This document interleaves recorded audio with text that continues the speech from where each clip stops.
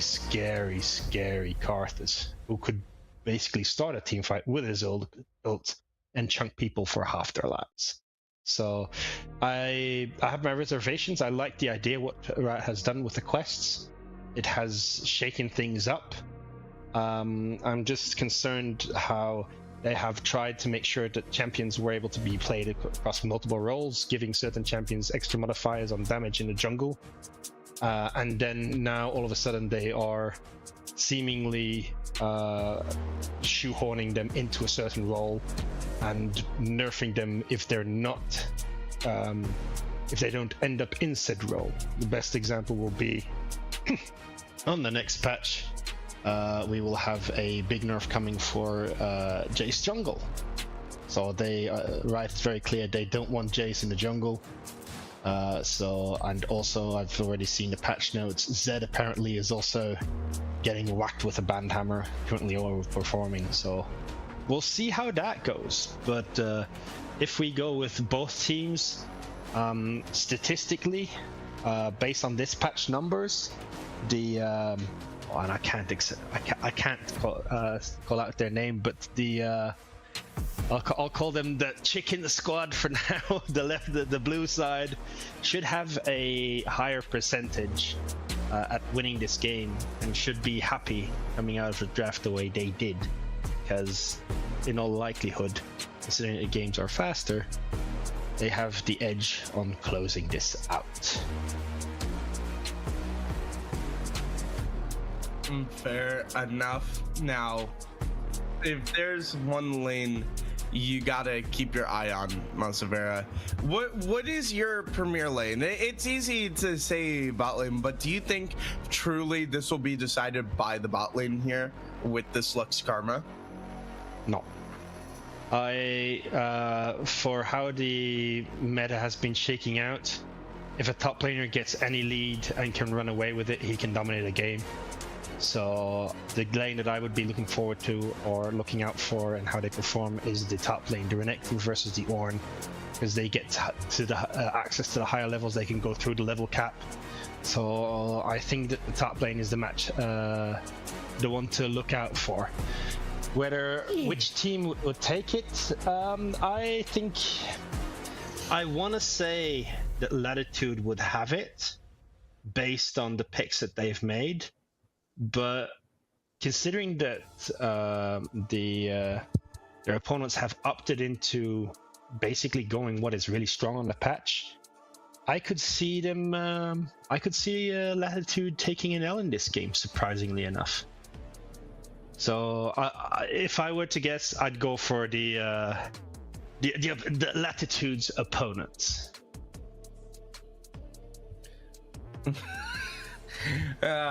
Everyone's not getting this name. I get it. Salman Gandani's is the name. What a name. I will say some teams love making our casting jobs hard. Like that, or when I'm trying to talk about Zib and Team Zib, it's hard to differentiate. But going to be an interesting game here. Salman Gandani's. Obviously, the Lux is interesting. Maybe a little bit of something they've been practicing in solo queue, wanting to pull it out in a bit of a surprise here to try to catch a team off guard. And this is how you definitely make a week one statement, is with a draft like this, if you can pull this off. But I'm worried for them. I think it's just a really strong draft out of their opponents. Cockatoo team will get it. Oh boy. Salman Gandani's. You know, we're gonna pause the game until everyone gets it right. But ladies and gentlemen, welcome to game one, and they're already scrapping a little bit, but it's gonna be Salman Gandani's versus Team Latitude. Very interesting also is that the Ornn has opted for a deep ward. That means that they get to know where the Jax will be starting out. And now the question is, considering that they were able to get some chip damage onto the Salman Gandani's bot lane. Will they be able to make this stick? Because the one advantage of having a double mage in the bot lane is you can really poke them out badly.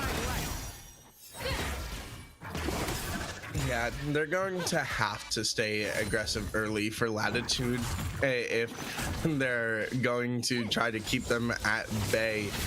But obviously you got to be careful of the mana, and that's going to be one of the concerns as you are playing with this duo for Salmon Gandanis. And it will definitely be interesting. I mean, everyone loves a good Rakan. As you see the Rakan going in, maybe a bit too aggressive as he's getting poked out, but most of the pots have been exchanged, so in these health bars you're going to have to be careful. And I'm also very interested to see how these junglers are going to operate. That's kind of my highlight lane to watch, is the junglers. As you can see them pathing the top and bottom, a bit more trading in the bot side, but they're going to have different first ganks potentially, as this may be a little bit of danger. They're just exchanging it back and forth, and the flash isn't enough, and the Orianna will take first blood. And there is that Jax, just as I was mentioning the junglers. Both mid laners will fall, and it is 1-1 in the kill count. Very important though is that we did see the Orianna burn the flash, whereas the Ahri burn the flash, whereas Orianna still has that flash option for later on. So expect a revisit there, and this is a prime place to go hunting for a gank early on for the Ambassador. So let's see if they go for it or not. Very important though is how the work has been going on, and how they have been trading here. Interesting enough, it looks like the Salmon I have such a hard name pronouncing their name. The Salmon Gondanis want to keep looking for something in the bot lane, and they don't. The Latitude bot lane doesn't want to let them back. Have they bit off too much right now? Almost did, but for Salmon you gotta be careful, as you are getting this early bot lane priority. But if Poppy was there with the Ambessa, it could have been a bit more dangerous. They did have their jungler Rabbidy in the area, but I think that for Rabbidy, a main focus for him will be this mid lane, while for Poppy I'd more be looking at maybe the bot lane. But you can see how this one went down, just over aggression and opting to just keep autoing each other and slowing that run back. And you can just see the auto is too much. And then luckily you had your jungler in the area for the flash jump, but you got to be careful if you're either of these mid laners, as these jungle champions can get onto you very quickly. And so it's just something to keep an eye out for, and something I always keep an eye out on, and these players like to keep an eye out on, is the vision game. Obviously it's so important to ward, and so it's going to be interesting to see as the series evolves how these teams will handle warding, because when you don't ward, this is what happens. You're caught in the middle of everyone, and there goes the Orianna yet again. Yep, but I kind of like what they tried to do. They wanted to make sure that their the Ahri got taken with her, seeing she had no flash option yet, but and we get to see another fight here in the top lane. However, Ambessa, will she able to get one back is the question, and she will. That being said, the power of the Renekton is on full display with an early 1v1 under the enemy turret, and had the Ambessa not been there, that would have been a clean getaway with a massive wave lost to the turret. So I gotta say that was it's looking good for SDG going up. And Latitude is going to have a bit of trouble early on. They have the scaling comp, so they need to weather the storm here and need to try and avoid these mistakes. I do like the trading pattern that is being used in the mid lane, despite the Orianna going down twice already. because of the fleet footwork, being able to chase down the Ari and continuing that trade.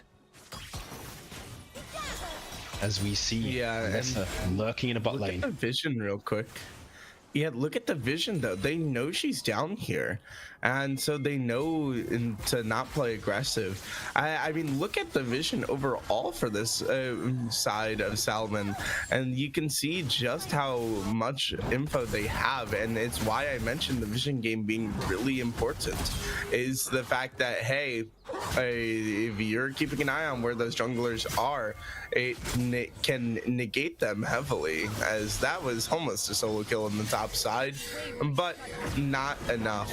And right now, Poppy finally has that level 6, and you can see that he has reached it faster than Rabbidy. So it's going to be interesting when he wants to start using that public execution, because in the bot side, there are some easier targets, I would say, and to use it on, and maybe this is going to break out into a 2v2. No, they're just going to elect to back off. Teams still feeling each other out here in game 1, but this bot lane is definitely feeling each other out, as they got to be careful that Yunara does have a dash in her kit with the ultimate active, and this may be another solo kill incoming. No, it's just not enough, as the Lux ult and just firing the laser beam into Humble and White Satan. Assassin. The trades in the top lane, I like them. They're very favored towards the Renekton. The only concern that the only thing you're going to have to balance is to make sure that you don't lose too much of the wave on the turret. For now, it seems that Bobo likes to have an enemy mid push the wave in, as we see here in the mid lane. The fight, and this is that really annoying Ambessa being able to dash nearly everywhere, getting the ult onto the Ari, and making sure that the investment of pushing 3 people in pays off. Yeah, and now they might have pushed in a little too deep, and this Rakan is in trouble. Double flash exchange, just barely in the nick of time, but Poppy trying to get out of there. May not be able to, but look at the backside. Everyone's starting to collapse, and somehow everyone will manage to back off with only Poppy falling, but just getting a little too aggressive there. He knew a ward was there, so he knew he was spotted on that lower HP. Keep in mind that Poppy and White Satin both took turret shots and during that gank, and just feels questionable to then go for the Void Grubs. Maybe they just wanted to take one, but they weren't aware that Bobo was coming down. Not just the issue of Bobo not being aware of Bobo coming down. The bigger issue is that you've invested a lot of your utilities, your ults, and as I say this, we have a beautiful shockwave once again from the Orianna, making sure that Smell My Carrots is definitely smelling carrots at this point, because he is definitely going nowhere else than back into the ground. And it is concerning, because this is the 3rd time so far. Here we see that early fight with the perfect ult from the Ambessa, the flash being used, and the beautiful prediction from the Rakan to jump in behind and prepare. But the overextension, going for those grubs, and the Jax relentlessly pursuing. And even though the Rakan gets away, that flash from Rakan means that you're basically sacrificing your Ambessa at that point. Which, if you want to play for an objective, is not the ideal way to go. If we also look at the gold lead, surprisingly, Latitude still being ahead, meaning that they are doing a better job on farming, with a big difference in the mid lane. In 10 minutes time, there is already a 30 CS difference there, and the top lane being able to catch up a fair amount.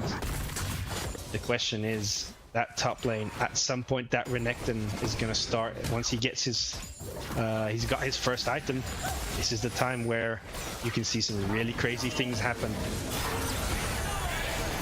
Yeah, and speaking of some crazy things, you know it's not so crazy. It's the fact that Rabbity's back down here in the bot lane and has another kill to his name. He's 3-0 on the Jax now. The one member having a really good game for the side of Salmon. But now you see the fight starting to break out in the jungle. But are they aware of where this Orianna is? As they are, and he's going to have to flash over the wall. And now the question is, do they try to contest this Drake? They are outnumbered. White Satin isn't here.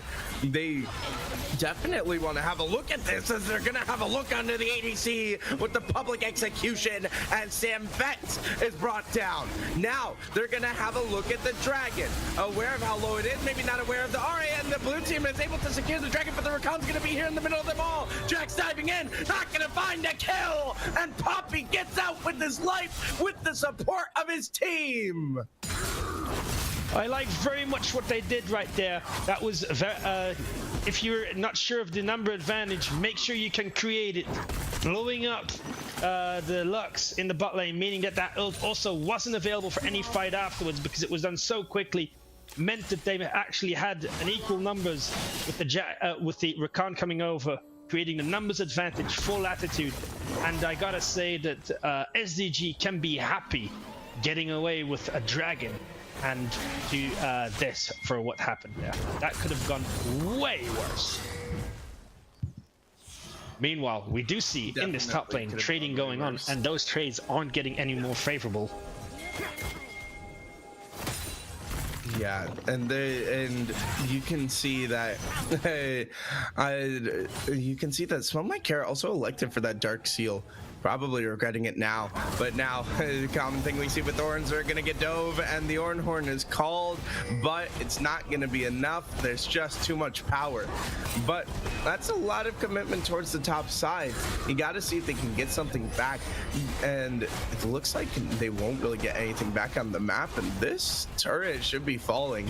Is something that we saw already in the mini LCS is when you send a lot of members up for the dive, it can hurt you. But you can see here, just finding the perfect public execution. Sam Vett was walking alone, and then coming in here, the only thing that didn't go their way was that the Jax was able to secure the dragon with the smite. But you can see Ari having to dash away as the Jax went in. Just a little bit of a miscommunication on what the game plan was. As we get back to live time, what we saw the other day in mini LCS was when one team was going for the dives onto the Ornn in the top lane, the other team was able to cross map with some turret plates and some kills. And if in Latitude aren't able to get that kind of cross map back, then there's no harm in sending 3 members to the top side. But there could be harm here as the public execution comes in, and they're looking to keep going under the turret. The Lux ult is not enough, and the root just outside of the turret's range. And now they're gonna look for a reach out onto this. It's just a poor Karma trying to get out of there, but Humble's gonna claim a kill, and the Shockwave in the mid lane is gonna try to keep him off their back. And with the phase rush, the Orianna will somehow get out. Never mind, Magnus maybe getting a little bit too aggressive, but he keeps himself alive somehow. Magnus's great game continues, and his team's game continues to move forward in their direction. I'd like to also to point out that in the meanwhile, the gold has swung in the favor of Latitude, and most importantly, and this is the big one, look on who the gold lead is. I've talked about it earlier, how important it is and what the difference is of having a top laner winning and just outright bowling or over bowling his opponent, which is very clear to be what is happening right now with Renekton being able to do whatever he wants in that lane. But look on the other side of Latitude. The gold is on the carries. And they know he's there. Teleport's coming in. You got to be careful. They're trying to get out of there, but the Call of the Forge God, it's not going to go on to anyone. The Rift Herald is secured, but they should be able to back out of this one. We thought we might have been about to see a big fight, but it doesn't come to fruition yet. But they got to be careful with all these members in the mid lane. If you are this Ahri, you are 1 in 3. But if you are Smell My Carrot here, how do you kind of get your lane back in your control here? As hold on, the Rakan gonna pop the quickness, gonna use it, and that is the charm knockup, and Sam Beck goes down again. Reinforcements arriving. No, they're gonna elect to back off. And this turret will fall as they just select to take some turret shots and back off, but the exchange is the mid lane tier 1 or the bot tier 1. And now if you're the side of SDG, what are you telling your guys to kind of help you calm down? Is they're actually going to get the tier 2, but are they overcommitting a little bit? Look who's here. Enemy mid gonna appear and gonna try to knock him up as the rest of the team is gonna be arriving, and he's gonna go in the middle of them all, and the quickness is gonna come out and it's gonna knock him up. Public execution misses. Dominus is gonna be popped. He's gonna dive in the middle of them, just trying to get his team out, but the damage not enough to take a kill, and Bobo will go down for free, and that may just be the Drake over to Latitude. Big investments are being done here, and the big difference is that you have to be careful when you go that far. I think that they thought about getting greedy for that T2 in the mid lane. It is gone. Granted, you've opened up the map, but at what cost? Because you're giving over a dragon which freely was yours if you don't do that. And not only that, you also lose Bobo, which now means that there's extra time on the map for the Ornn to try and catch up in levels, try and catch up in the gold won't immediately be equaled, but it's the level lead that is so big. Because look at here, the moment that Bobo goes in, it's at level 12 Renekton. Look on all the other levels on the team. Nobody is near that level, and there you get to see big difference and the level disparity and what that can do with one. Speaking of which, we might have a Norn in a pretty nasty spot here. Bobo's out for revenge. Will he get it? Will he get it? That's his team. No, not enough, but you can see the rest of the team arriving. Both teams arriving as the Yunar are going to pop her ultimate. The quickness came out, but it's not going to be enough. And the Luxo over the top, and that is a death beam that's going to spell your demise. Poppy gets a kill back, and somehow it will go only as bad as 2 dead. Actually, 3 dead, excuse me. That could have been 4-man dead. They did not expect the reinforcements to be there in the jungle. But this top tier 2 is also going to be dropping. And right now, SDG are just running the map. Team's turret has been destroyed. Yeah, and the SDG has now reclaimed that gold lead. They were 1k down. We can see big swings here, but just look at the level difference. It's a level 12 versus a level 11 Ornn, and I'm not sure here if the correct call was to go into the jungle to try. I understand it, trying to get to his teammates, but you bring the teammates into a really strong croc here. And I am not sure that this is the way you want to go, because as soon as that croc gets onto the Yunara, she's in trouble. That was very clear, and Ambessa being able to still get out there as we speak, as we say this. Oh, very good. The shutdown. Yeah, but the shutdown goes on to your support. Maybe not ideal, but you can see now they may be taking a look at this, but look out, the bot lane is here. They're just going to elect to take the turret shots, and they're actually going to go for the full dive. He's going to pop the Dominus, trying to stay alive, but his teammates are here for the reinforcements, and the turret has found a kill as Poppy gets eliminated. And that was just maybe a bit of overexcitement from them, trying to find some way back from that embarrassing team fight last time. As something to point out is it is a Cloud Drake, and the reason that Salmon's reinforcements got there were because of the winds in the jungle. And somehow now Poppy, it looked so good for them, and they just fall apart again. Latitude keep getting these advantages and then falling apart in the most important moments. Now also they're gonna go for another one onto enemy mid, and he's starting to become aware of this. He's gonna flash over the wall, but he doesn't know that everyone is down here, and there he goes. a bit of an overextension from the Ornn because there was no pressure on the map anywhere else other than the Orianna in the top lane, and if that happens, the opposite SDG get to freely send multiple members to that one pressure point, taking him out, and unfortunately he also burns his flash for it. The question now becomes, and this is what you asked earlier, how do both teams come back? Because both teams have a team member who currently is a bit in the dumpsters. We've got top lane Ornn having a real problem being able to get access to gold because Renekton is up 3k gold, which is outright a full item. Whereas for the SDG, we kind of need to put Smell My Carrot, or trying to get some gold back onto Smell My Carrot.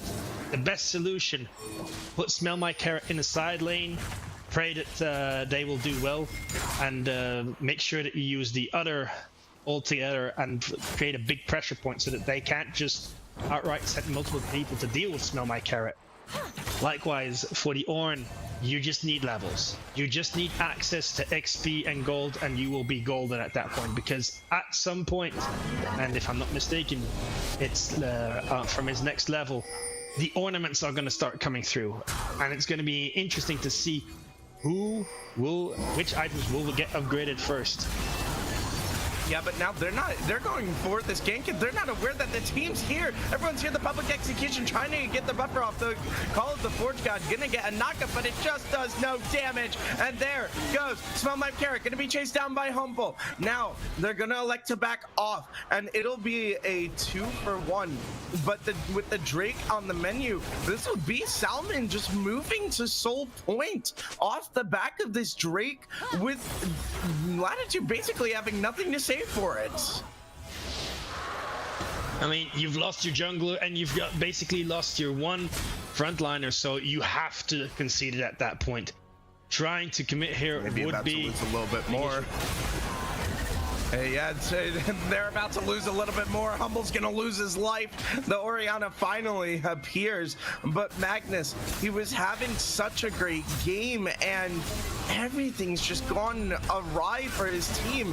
They'll get a kill back here onto the Renekton. That's the good news. And the good news also is that he failed a flash over the wall, and they put the shutdown onto the Orianna, recognizing this is the important team member. But if she's not there for the fight, then that's going to be really big. You're going to have to keep an eye on these teleport timers for Bobo and for Magnus, because look at their gold leads. They are so far ahead, and if one of those members is not in a team fight, that is such a one-sided team fight because of their lack of presence. And so these players now have to be careful about their teleports when they want to use them. Can you catch a team fight when one doesn't have a teleport up? And you can see that the Baron is up on the map, and teams are going to start positioning around it. And you got to be careful. You don't want a confrontation now with your two Fed members on the bottom side for Salmon. Maybe this is an opportunity for Latitude to make a play. They're going to look for a play here, as look at the Recon. The flanks coming through. Call of the Forge God going to look onto him. They're going to catch the support, and the knockup, and the quickness is going to be used to knock up the Smell My Carrot, and both will drop, and that may just be the Baron going over. Rapidy's backing, and look at the at where Bobo is. Sorry, Bobo doesn't have teleport. It's just the Orianna you gotta be careful of. But Bobo doesn't have a way to get here, and this is just practically a free Baron coming over. You're forgetting the side quest from the top laners. They get access to that. Yes. Yeah, and now the Luxel's gonna come out. As you can see, he's in the middle of them all, and the Recon is here, and Rapidi looking to get the jumps onto him, and Bobo has found the Orianna. That is your carry down. Now they gotta figure something out. They're gonna jump on enemy mid, who's gonna be the next to drop. Here comes the investor with the re-engage, and he's gonna find a kill, but now Bobo going on a rampage, and he's just taking everyone down, and Humble, the only living member to tell the tale, just barely staying alive long enough to keep them off the Baron. And this is why that top lane pick matters so much. You can see that despite it being a 3v5, Bobo just comes in there and is able to create so much space and demand so much attention that they have to deal with him, making it so that Ravity can come in, make sure to apply a fair amount of damage, and that they are forced off the Nash. The only person getting anything out of that was Humble V9. He managed to, and we immediately saw if he ever gets onto the Lux, that is going to be an issue. The Lux basically has to blow up the Yanara right away, or else they're gonna be in trouble. This is where it all started off. Go ahead. Yeah, real quick, I'd like to point out, this is like the 4th missed public execution. The public execution started off so good, but you have to be landing those if you're Poppy. And you can see now with the teleport and the collapse, and the Rakan wasn't there, and then just a massive Jack stun. The Lux ult didn't hit as many members as we initially thought, but this is the problem, is that the Yanara just doesn't do enough damage to deal with the health bars of the Renekton and the Jax. He does have 3 items now, though, and you can see going back to live time, the Baron is going to be started up by the side of Latitude, and you can see that now they're just finally getting aware of this. This is going to be the moment that decides the game. Do they get the Baron? Yes, they do, but the Renekton is going to be in the middle of the ball. Call the Fort God, and the Lux is going to come out over the top. The Renekton's down. Bobo goes down. Jack's going to have to pop the stopwatch just to stay alive if he's in the middle of 2 of them, but he's still going to be attacked. But over on the back side, there goes Poppy. White Sapton is down as well as the Ornn is going to be down to Luigi, and he's going to have to back off. And now the 2 carries looking to gun him down. Orianna and Humble both want him, but Magnus electing to back off. And finally, after all that chaos, it's going to be 3 members for Latitude escaping with the Baron buff. And this is absolutely massive for Latitude. Catching as GD unaware, making sure that they are able, and just instantly 5 men turning on the Nash, burning it down fast enough so that they can just pick it up, and then they have to, and once you've got that Nash, basically it is try and get out of there. Make sure that you are able to save as many Nash buffs as you can. They decided to some were forced into opting to take the fight. But look at it here. The only time that they are aware of it is when it is at 8k health. And then look how fast they just burn it down. They burn it down before the Jax even gets near it. It's a simple pickup. Jax has to flash in, and then, granted, big damage from the Lux, but look at Yanara, look at Humble V9, sticking out there, making sure that he gets to do the damage, dash out, he's in a safe spot, he's already thinking about moving away, and then here, the fight just fizzles out. Lux, if that was an ADC, would be able to turn around and do some damage, but unfortunately they opted into an APC, and that means that they're just stuck. And look at this. We get a soul onto the Jax from the Yanara. Now the question here is, what's going to happen with this Renekton? Yeah, the shield is massive, but the Rakan and the public execution are gonna keep him away, but not long enough, as Magnus maybe should have just ran out. They will get the kill back, and that's the member you want it going on to, is Humble. But now that is almost a minute without your big carry, and that has a 6,000 gold lead, which is utterly absurd. But you have to be careful, and speaking of being careful, enemy mid, his bad game and may just continue to get worse here unless you can dodge all the skill shots, but there's just too many to dodge. Call of the Forge God, not enough, and bad goes to worse for enemy mid, and definitely going to be a focal point for game 2, but you can see that the Rift is a bit calmer now. And you can see that the team's still feeling each other out, but that is 4 items for the Yanara on Humble. And that's going to be very scary, but also the death cap for Samvet, and now the Storm Surge. this will also be scary if you get rooted by the Rabbity with the flash jump. You're just gonna get ulted immediately.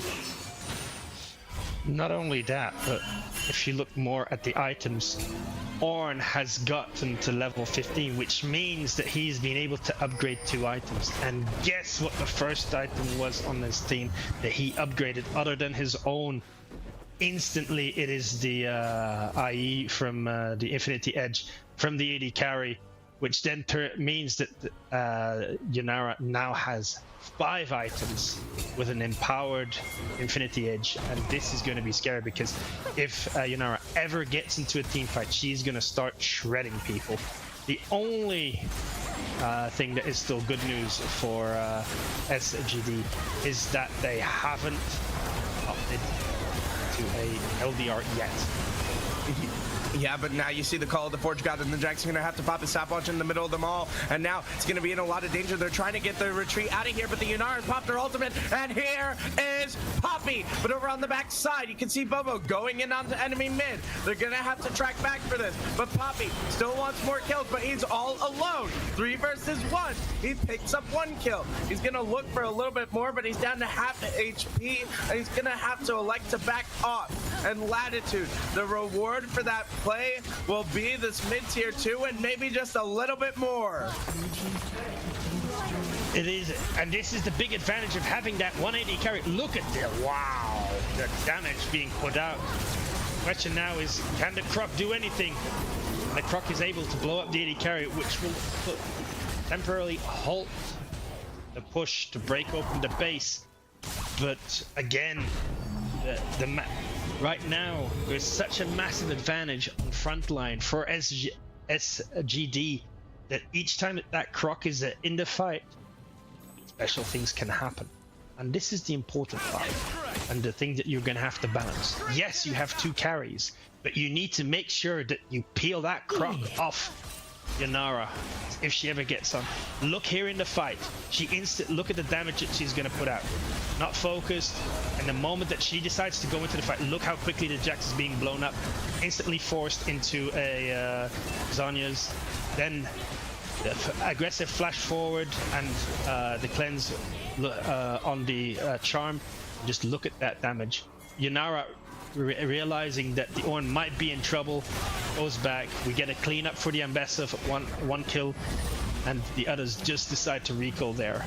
And this is then the siege for immediately Ari gets blown up, but the Croc is able to stick onto the Yanara, blow her up. Yeah, but hold on a second. We're just going to go right back into a team fight call. The Forge God already came out, but the dominance is going to be Papa. It's not enough for Bobo. The Drax is going to look to go in onto the Oriana. Magnus trying to escape. He has his teammates behind him, but he's not able to get away. But the stopwatch pop is going to buy you a little bit time, but it's not going to be enough. The Recon down to half HP, but look at what's up on the menu. That was a fight that could have had SDG claiming a soul, but we will go for 5 more minutes before someone will claim the Dragon Soul. And that fight, we're gonna have to get a replay of that. And Bobo and Rapidy just seem to go a little too deep, and based on the death timer, Sam Vec got caught. Yeah. And while on live, they are going straight for the Baron. But if you look here, and this is the big one, look what happens with the Croc. Look how the Croc gets onto the backline, and look how quickly they decide to ult turn to make sure that Yanara can dish out free damage. As soon as that Croc is gone, there is a massive issue for the team of SZG, because that is their gold lead. That is their really, really strong member. And he has to go for that AD carry. And this is currently a bit of an issue. They need to be all on the same page. They need to be going for that same target. If the Croc is going for Yanara, you have to drop the Lux ult on top of it. You have to remove that Yanara as quickly as possible, because if you don't do that, then that Croc is going to continuously have problems, and at some point the rest of the team will peel him off the Yanara, and the issues will start arising. As we see here, they are starting to siege the top side. This turret is not long for this world, and they're actively looking for a fight. The world's burned. Not much has been gained from it, and I think that should mean that they'll back off, or will they? No. Yeah, I think for Latitude here, you need to just hold off on going for a fight since Humble doesn't have flash, as most of their members now getting their flashes back. But you definitely don't want to take a fight while Humble doesn't have it. And you can see Bobo not willing to let Satin go away, but he'll eventually be able to back up. And keep an eye on that Drake timer. Under 3 minutes. That will be the soul for either team. And you can see them now starting to move to the bot lane. They'll become aware of this. And now they may have the collapse. Hold on a second. Do they want to go in? The flash is not going to be enough. And that's a lot of damage onto your mid laner. Humble going to take down Sam, but he's already dumped his combo up. Now you see the public execution going to go in on the 2 and over on the backside. Bubba's going to be fighting in a 1 versus 3, but it's not going to be enough. He's trying to get out of there. But the problem is Poppy's already onto your guys. And Poppy just dishing out so much damage. The Mbessa coming to life, and look at that shield. And now Call of the Forge God gonna look to lock up Gravity. He's gonna pop the stopwatch. Smell My Carrot trying to get here to help his team out, but with the Guardian Angel revive, it looks like Poppy will be alive and healthy, and down goes Gravity. And Smell My Carrot is the only one trying to back off, and you can see that Bubba was able to get away and back, but now they must defend against an onslaught. They have the wave, they have the Baron empowerment, and they'll just elect to back off. They don't want to force anything or risk it, especially with the soul fight in 1 minute and 40. They're trying to bait in the Crocs, see if he wants to just check into the bush, but the Crocs wisely waited on the rest of the team to pop out, and now we do see Latitude has to retreat here. They're in a choke point, but not much will happen for now, or will they? Maybe the choke point they want to use. The Luxol comes out and immediately procs, but they're going to elect to go in anyways. The Dominus is going to be popped in the middle of them, but this Mbessa doesn't have her Guardian Angel. Keep that in mind that the items are down, but it may be the Ari going down. Somehow they'll get away, and all members are here. But there's low health bars on all sides. Enemy mid has to be careful, and you can see that the members now have to back off. 50 seconds until that Drake is up. It may just be time to grab your final items for the final team fight. This should determine the game at the Drake. And now you can see all of them are going to elect to back. There's nothing more the SDG or SGD are going to be able to buy, as they've spent all their gold already, and those pockets for Latitude were huge. And the only good thing for SGD is that they will have river priority. They're going to keep Magnus around for the side of Latitude, trying to keep some pressure on, trying to know where they are. But you can see this approach gonna be dangerous. Man to watch is Humble. No cleanse. He has the flash. These teams starting to jockey for position. Gotta be careful. A collapse could happen at any moment, and here it goes. And the Ari Owens bursts down, and the Yunar are gonna be able to dash away out of the Lux ult. And now this may be the go button, as Smell My Carrot is at such low HP, and the public execution lands. Call the Forge God. Gonna knock up 2, and that may be the soul, and that might have just secured the game. Magnus looking for a little bit more. Dominus opts for Bobo, and all the ultimates are going down, and the Drake is just free, and Latitude will be free to move across this map as they please. But look at the gold differences, especially in the AD carry role, right? I'm gonna take you back a little bit. Remember when Yunara got popped by a death beam? One death beam onto the carry, and she is gone, despite being 6k gold up. That is why the potential of having a mage in the bot is so strong. That being said, we've got Bobo face checking a bush, and that was not the wisest of decisions considering his build. He hasn't got a whole lot of MR, and this means that they should be breaking up the base. One less. Yeah, and now a little bit of a miracle going for it, but you can see the death beam not going to be enough, and the Jack's going to have to pop a stopwatch, but the members are going to be looking to curly laps, and now the Jack's trying to go all the way in, but he's not going to find a kill. He's only going to find a grave. Down goes Rabbity. Bobo is still dead. 30 seconds left on him. Called the Forge God. They're going to look to go under the turrets to go after him, and now here comes the quickness, charming everyone up. Keep your eyes on me, and I am going to deliver a stunning performance, and they will drop. Only 2 members made it to the fountain, but down goes the Oriana, and down goes the Ornn going under the fountain. But you can see with the turrets falling, that will be the game, as Latitude will take game 1 in this best of 3 series. Oh. No, not gonna end it. Stop going for KD. Thank you. It was clear that they said they had an issue with the Croc and they wanted to make sure that it was personal message delivered. Yes, we see you, but as a team, we still win. The Croc got up to such a massive lead, incredible, and was able to create so much space for this team. I gotta say, when we went back to the draft, we talked about it. Late game, it was going to be Latitude that would come up. There was a timer on this game, and unfortunately, SGD were not able to finish it prior to the timer expiring. The other thing that I also have to give props to is the shot calling on the Latitude team, making sure a snap call for the Baron, making actually probably turned the tides and made sure that they were actually in control afterwards, catching SGD off guard with that quick call, and from then onwards it all seemed to be one way. Everything seemed to be going in one single direction. All the gold seemed to be going to one single person, and that was Yunara. And you will see it also if you look at the graph. Look at after 32 minutes.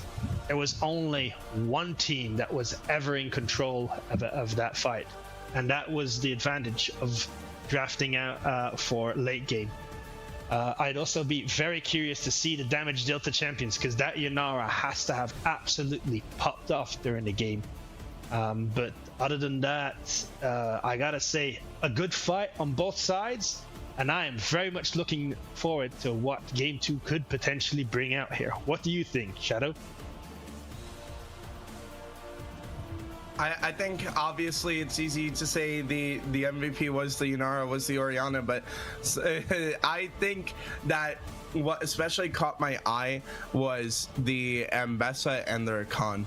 The quickness and knockups were so good, and yes, there were some missed public executions, but once he started getting those back online, he looked so good. And in every single fight, what we kind of missed, or some people missed at least, is every time Bobo and Rapidy went in, where was the Ambessa? On the back line. That's why the 2 frontliners kept getting destroyed like that. That's why the Yunara could free fire, is because you weren't fighting the entire team. The entire back line for Salman Gandanis was fighting just the Ambessa. Every single team fight. It was such a great job by him to split the pressure and make sure that when the Croc and Jax went in, they were all alone. And so that is definitely one of my highlight players, one of my more highlighted players for this game. Yeah, I gotta admit, I think that you're spot on with that. And I'll throw you another interesting stat that I deliberately kept prior to mentioning it before the game. If I were to tell you that I quickly looked how many times the Latitude team played together, if I were to tell you that they play 5 times together in total, right? And of those 5 games, they weren't able to win a single one. If you see their performance today, it was impressive.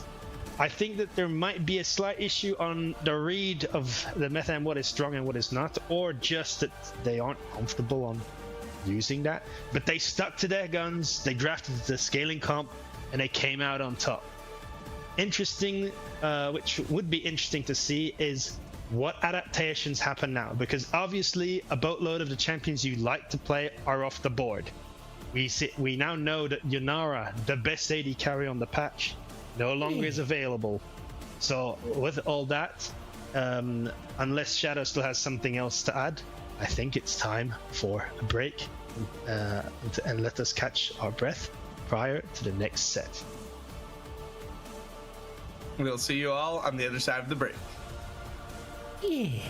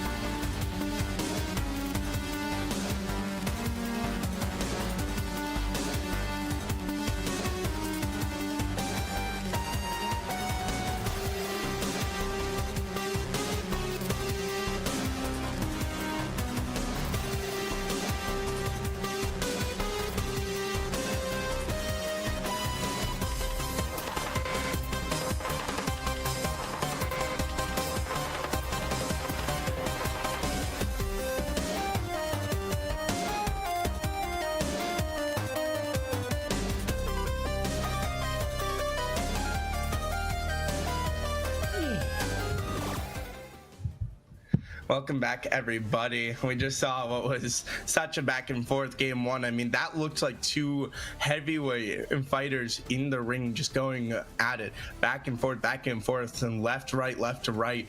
And eventually one did have to come out on top, but we will get it into game two after we review game one a little bit. We want to run through some of the numbers from that game one.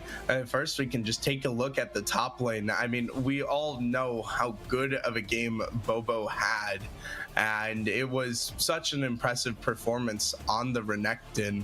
Mazavera, do you think that that kind of top gap will appear in game two as well? It all depends on the investment that you put up there or the matchup that you create. This is why your top laner having a counter pick is such a big part of it. Remember now, and this was the interesting part, they opted to pick Ornn into the Renekton. That was a pick that because the Renekton was the B4 pick and Ornn was the ultimate counter pick. So they made sure that they had the option there. They decided to take the Ornn, which all in all was a gutsy move, and I gotta commend the top laner from Latitude for taking the Ornn, taking one for the team, and making sure that his team will be able to come out on top afterwards, because he provided so much extra stats to his team, and that is why you want to pick Ornn in a late game. His CC plus additional stats is massive. If you look here also at the graph, you will also see the kill participation was way higher for the Renekton because he ran over that matchup so badly. He was able to get a large amount of gold for him and really snowball that out of control. But this is the downside with your top lane. At some point, no matter how much gold you get, you don't get to go further. That being said, I fear that we'll have to do the analysis afterwards, because we have jumped straight into the draft. We see the usual suspects banned. It's the Diana because of her aggressiveness in the jungle, the Jarvan and Mel, answered with the other oppressive jungler, the Gwen, the Jace, which has picked up in high elos incredibly as a jungler, and Sion finding itself on the pick and ban options. We see a Caitlyn first, and then we see a Xerath Pantheon locked in. And this Xerath, ladies and gentlemen, I probably can spoil this for you now, is most likely going into the AD carry role, because Samvete has who is the AD carry for... It must be his read on the current meta, considers that mages in the bot lane are just way stronger than AD carries right now. He has primarily been playing mages, and therefore this looks like it's going to be a Xerath APC yet again. Latitude answers this with the jungle most likely the jungle pickup being the Wukong, somebody who can really dive in and disrupt team fights, big disruptor as well, so we'll see how that goes. And now the question is, what will be added? Ooh, an Aatrox. Will it? No, nah, they're trolling. That's gonna be Syndra. I would have been very interested. Pantheon's going though. This is Pantheon is a triple flex pick. And where do you think this will likely go? I'd love to see Aatrox too. Technically, it's 4 places, because you can play it mid, you can play it top, you can play it jungle, and you can play it support. So it can go anywhere of those places. Now, with the lock-in of the Fizz, I think that's very clear that the Fizz will be going mid, and it's an answer to the Syndra. So the question now is it a jungle? Is it a top laner? Or is it a support? My guess would be support, because that is the place where I think it's got its biggest potential. But they can move this around as they deem fit, as long as they all have got some games onto the Aatrox. I would have to have a quick check up. Let me see, are there any games on the Pantheon? Let's have a quick look through their lists here. Funnily enough, on the previous season, I don't see any of them playing Pantheon. So it's a bit of a gamble. Latitude believe it not to be a support, because they decide to ban out supports. So whereas SGD decide to ban out the Aatrox and the Malphite, So I'm very curious to see what's going to happen there. The Aatrox, I think that's a good ban. Make sure that Bobo doesn't all of a sudden decide to absolutely pop off, because he's got a strong Aatrox in the top lane. And with that Talon pickup, that does feel as though it is a Talon jungle, and a much needed pickup as well, because if you look at the damage profile right now, you already have 2 people providing ample magic damage. You need some AD across your board, so Talon is a much needed addition. Somebody who can pop over and really blow up those carries coming and jumping over all those walls. And now what will the answer with Latitude be? Nautilus comes out, and I'd also like to say maybe they're banning supports to force this Pantheon into support and say like, hey, there's not a better option. But Pantheon top would definitely be interesting. I prefer him in order support, jungle, top, mid, from strongest to weakest in my opinion. So I'd be a bit concerned at a Pantheon top, because here's the problem with him. His early game damage is really strong, and then later in the game his damage falls off usually when he's played in the top lane. And you do see the set come out. We saw a beautiful set the other day here in the mini LCS. Maybe this time we won't have someone running down the Fed set, but going to be interesting to see. Set is obviously a champion that people have mixed opinions on, but what I'm really looking at is this Talon and Fizz, and then it's a Kayle, so this will be interesting. It will be Pantheon support, I believe. What do you make of this, Monzavera? Who do you think won the draft? Well, I think that the Set Kayle matchup is an interesting one, basically also because, unless if I'm mistaken, SDG, the top laner, does like playing Set, so it's a direct denial from SDG. That being said, if you pick a champion that SDG like playing, they know that person generally will know the counter, and Kayle is one of those hard counters. Kayle is what is really annoying for a Set. As soon as Kayle gets to level 6 and unlocks that range, a part of her kit, Set's laning phase gets turned from being really strong to really weak. So Wukong is going to have to go up there, make sure that that Set has a fairly big lead so he can absolutely wreck the Kayle, because if you do not touch that lane, I can guarantee you Kayle will take over the matchup at a certain point, and we all know Kayle's scaling is absolutely insane. So she's going to keep adding more and more damage to that profile, and that's going to be really big. What's going to be more interesting for me is SGD have picked out a fairly difficult comp to pull out, because if you look at it, there is no dedicated tank. There's nobody who can just soak up the damage there, whereas Latitude do have 3 people who could easily stand in the front line. So an easier to execute team comp from Latitude, but I really like that Kayle pickup in the top lane. That is something that is going to be a massive issue for them if they don't prioritize those ganks. So the junglers, they should know where they should be heading, because that top lane matchup is pretty volatile. If Set can get ahead, he can really roll over the Kayle, but if left unchecked, that Kayle will take over this game.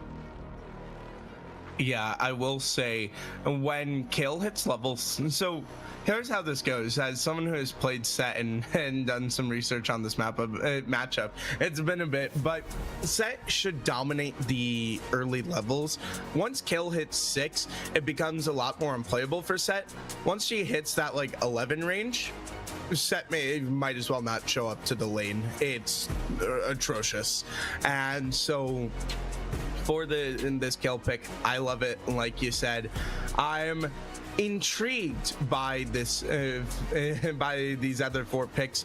I think the Pantheon support is fine. I maybe would have opted to go in a different direction, but Fizz, obviously, it is such a one-shot champion. Got to make sure to keep him away from the Syndra, from the Caitlyn.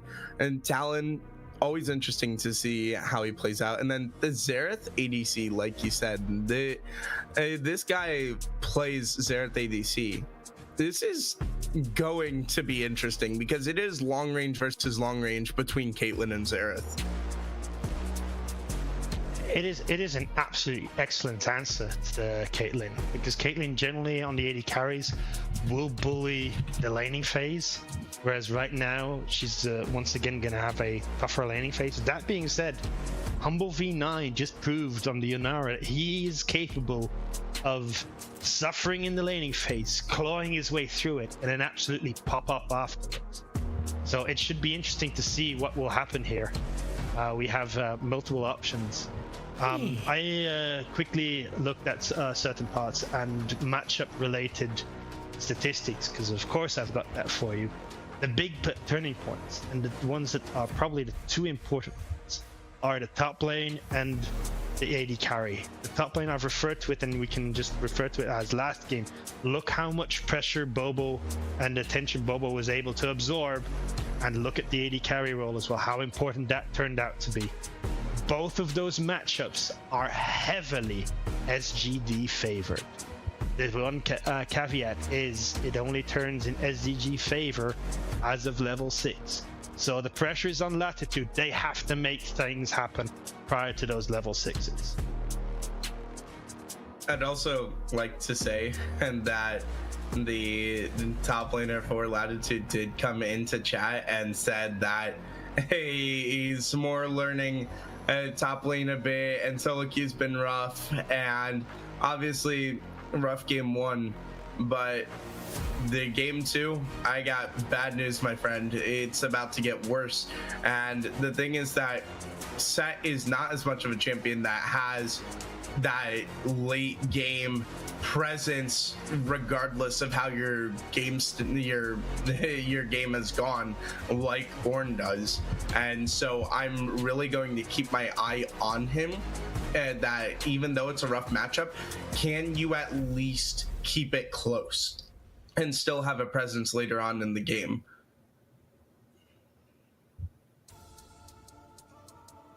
Yes, that will be the big turning point and the big question as well. The one thing I think that we have kind of swept under the rug as well, being Syndra is an excellent blind pick. However, there are 2 or 3 matchups where she fares very poorly into, and SDG have managed to pick up one of those matchups. Fizz into a Syndra is not a fun matchup for the Syndra either. So there's gonna be a lot of onus on that jungler from SDG. Rabidi is gonna have to have an excellent game if Latitude are able to pull anything out of his hat, because it is pretty favored for SDG to pull it out, and that would mean that should that occur, we would be seeing a game 3. Hopefully, I think we'd all love to see a game 3, but I definitely think that Salmon Gandanis have, I mean, I wouldn't say they've completely won this draft, but they definitely have a strong draft in terms of the counter picks. I think this Xerath is going to be interesting. Again, he plays this.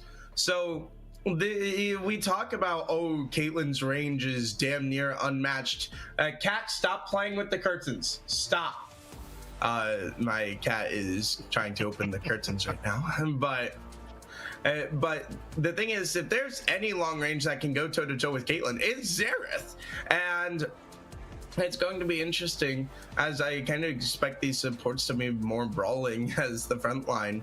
But for these junglers too, you got to see how they're going to play out. I mean, the thing about the Wukong with the set is Wukong really just wants to rush to level 6, and this set's going to be requesting support before level 6. And so I think that Salmon Gandanis won this draft, and I think they're going to have the better game here. Yeah, it looks fairly favored. I'm going to put you through something interesting. If you were to make a pick on each draft, one champion that you could remove, which one would you remove, and by what would you substitute it? If we're talking remove and substitute, the thing is, I can't get mad at the set pick because of the fact that, hey, it was that blue 5 blind and the player maybe has a bit less of a champion pool, so I wouldn't remove that. I would honestly say remove the Wukong for the side of Latitude, because these laners, especially in the top and mid, are going to be requesting a lot more support, especially kind of earlier on. And Wukong isn't meant for that. You mentioned that once this hits level 6, that's where Salman Gandani's draft is gonna kind of take off, and Wukong is also trying to get to 6. He is in direct conflict with what this team wants to do. I understand he'll be great for the later team fights, but his teammates are going to fall behind while he's just farming camps, not champs. And so I'm concerned about it. And for this Salman Gandani side, I probably would remove the Talon. I don't think he's a great jungle champ. I don't know who I'd replace him with, but that my picks would probably be the junglers, and that's going to be my highlight matchup for this game, is focusing on how are these junglers going to operate, especially for the side of Latitude. It is a tall task to try to help out a Set and a Syndra with some of their worst matchups. I agree with most of that. The only picks to that, well, on the team of SGD, I see 2 options. One being the Talon, you could replace him by a Xin. I think that Xin would provide a pseudo frontline option. That's what I was thinking. Which would be an interesting one. And the other one being the Pantheon, maybe providing a frontline option. I'm thinking, well, you'd go with Braum normally, but there's because that has a nice synergy with the Kale being able to set up stuns. Although for the laning phase, it's pretty horrendous. Or a Leona, so that they have something able to set that part up. For the other team, well, the only thing that I would have changed is not necessarily the picks, but the order. I think you would have wanted to put your support, you would have wanted to put that as the B3 pick. Make sure that you have the option to counter pick your mid lane or top lane, because then they would have been able to, the SDG would have been forced to show one of them as we get into the game. Yeah, and we immediately see some I couldn't agree with you there. Yeah, some media trading across the map. The top lane, well, they're gonna have some trading too. I was gonna say the top lane is the only calm one, but no, and maybe underestimating how much damage this set does, and that's just a solo Bolo at level 1.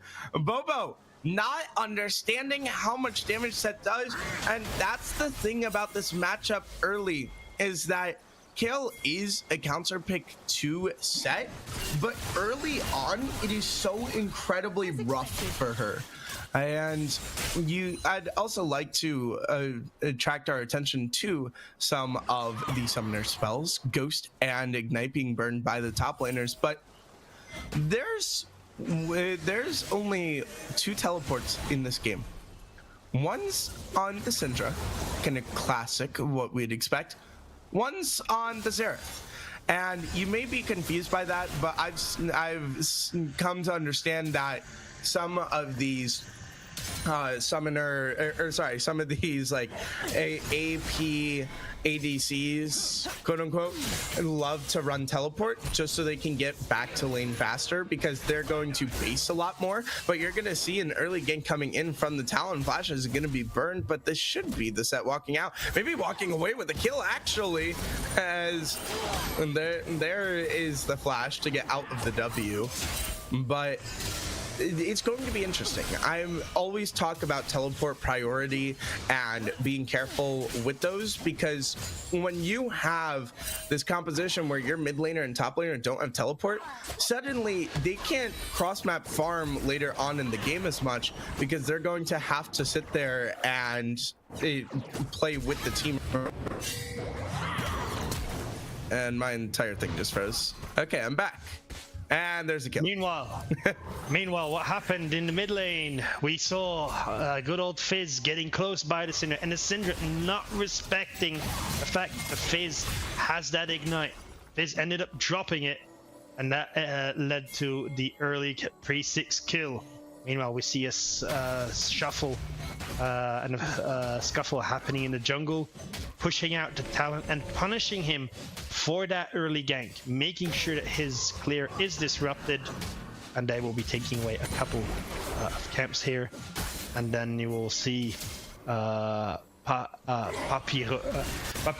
here going back to his side of the jungle, and thus having an advantage in terms of camps. The interesting part, of course, is Talon probably will notice that Papi is staying on the bot side, and therefore has the option to invade the top side should he choose to. And you gotta be careful here if you're in this Pantheon, as he almost drops, and they're looking for it, and Satson will pull out the kill using the flash. But for Adra, who wasn't here, Bobo did not learn his matchups. And speaking of not learning matchups, there's another kill. Keep in mind, the kill fought set at level 1 and got heavily punished. And that's what happens when you don't know your matchups. And now this lane suddenly is a lot worse. And you can see the top side invade, but we can see what happened here. Just the damage from the Caitlyn maybe being a bit underestimated, and especially Xerath not having much mana, not having this, the cooldown reduced yet. And yeah, you can see the hook into the flash, and that's just a great job to pick up that kill. And then they went for the dive, and yes, the Nautilus did go down, but it's a kill onto your Caitlyn. It's precisely what you want. And this early game is just going the way of Latitude. Not only is it a kill on your AD carry, right? Because that is obviously the preferred option. The way more important part about this is that she loses out a boatload of XP as well. Yeah, and fighting, you can see there's fighting in the bot lane and in the mid lane, as just barely Smell My Carrot will get out of there with his life, but the Pantheon falls again. And look out, this Caitlyn is 2-0 now, and that's something that's going to start to be scary. But look out behind, this Talon is here. They're going to be aware of it. That control ward spotting him out. Can he get the kill? He's going to be rooted up, and he may be the only one falling. The minions are attacking him, but they don't do enough, and you can see the jungler coming in, and Rabbidy will be falling. But Samvet picking up a kill, but it's in exchange for his life, and it's a double kill over to Poppy. And this is really important, Poppy getting ahead, because Poppy is the one that's going to have to be helping out these lanes. The top lane matchup, even though they got an early kill for, even though Bobo underestimated early on the damage it set to do, guess what? He's reached that level 6, and look how this lane instantly turns. Bobo right now has full control over his laning phase, and right now enemy mid is gonna be in such a hard place, because he is not gonna enjoy this. That being said, level 3 Pantheon face checking, a level 5 Wukong, as I see in the mid lane, they decide to just blow up this Syndra. And I told you earlier, that matchup is heavily favored for the Fizz. So right now it's pretty interesting to see how, for the time being, they are getting a boatload of advantages. Here we see that fight in the bot lane again. Yeah, and it's just a good hook, and this is the thing about a Pantheon support, is that when he gets hooked like that, there's no way to get out. Now, what's interesting is Fizz is winning these fights down a level. These past 2 fights in the mid lane, the Fizz has been completely down a level, and you can see the ultimate just not enough, as he survives on 1 HP. And over in the top lane, somehow the Kale's in danger, and he will barely get away with his life. Bobo it has to be careful as we're looking over some of these ganks that have occurred. And now that we're at that level 6 threshold, things are starting to get scary. In the top side, all 4 summoner spells were burned, by the way. The one thing I would like to point out, though, in the bot lane, when that talent came around, the mindset of Humble, making sure to place a trap where talent most likely would come over the wall, instantly being able to turn the damage around on him and kind of negating that gank. That was a really impressive part. Yeah, this is what we missed while we were viewing the replay. As look how close this was.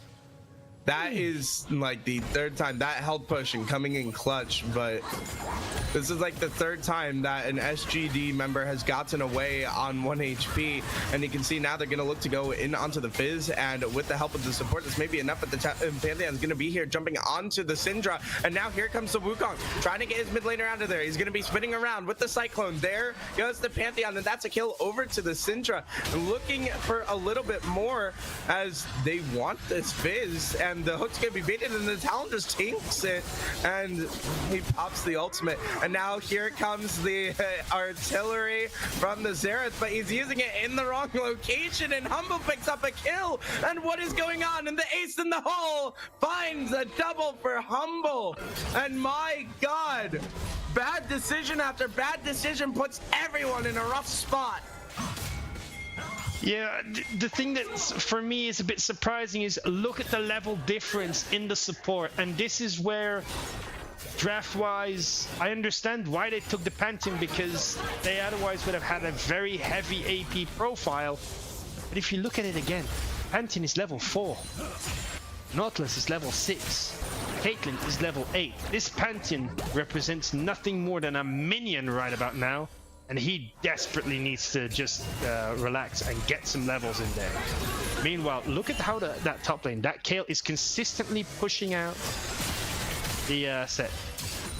And this is not going to change for the rest of the fight. Down the level, and there goes the hook, and White Satin has been on point with every single hook, and they're going to start to break this down, maybe look for a little bit more. But I'd like to point out, enemy mid does still have that XP advantage, which could come into effect later, but he's got to be careful. He may get solo killed here. You can see Sam Vet was using the ult and took down the Syndra, but he just wasn't aware of where Humble was. And then the ace in the hole for the double kill. And at the moment, I think... Go ahead. Yeah, I was gonna say, I don't think Bobo plays Kayle. As you can see, the junglers are going at it, and in the bot lane, yet another kill, but everyone's gonna be coming here into the middle, and now they're gonna go to the Talon, and now the Fizz trying to get out of there. Smell My Carrot using all that he can, and he will barely get away again. Like a magician pulling a rabbit out of a hat. My God, this guy is full of tricks, and maybe the show has ended as he gets away yet again, and White Satin could not catch him. As my God, I mean, this is like the 5th time he's got away on the sliver of a health bar. I don't think Bobo plays Kayle. I think he's using it as more of a counter pick into the set, considering how bad that first game was for enemy mid. They want to try to take advantage of his weak kind of champion pool in the top lane and maybe lack of experience. But the Infernal Drake going over, and this may just be caught out. Humble's in danger, and his teammates are not going to get here. He somehow almost got a kill in return, but here goes the Kayle. In the set, he probably didn't have the W there, but that's a shutdown going over to Bobo. And there is just action across the map, Mazavera. But you can see the gold leads 2,000. What do SGD need to do to get back into this and maybe stop the bleeding? SDG basically just need time.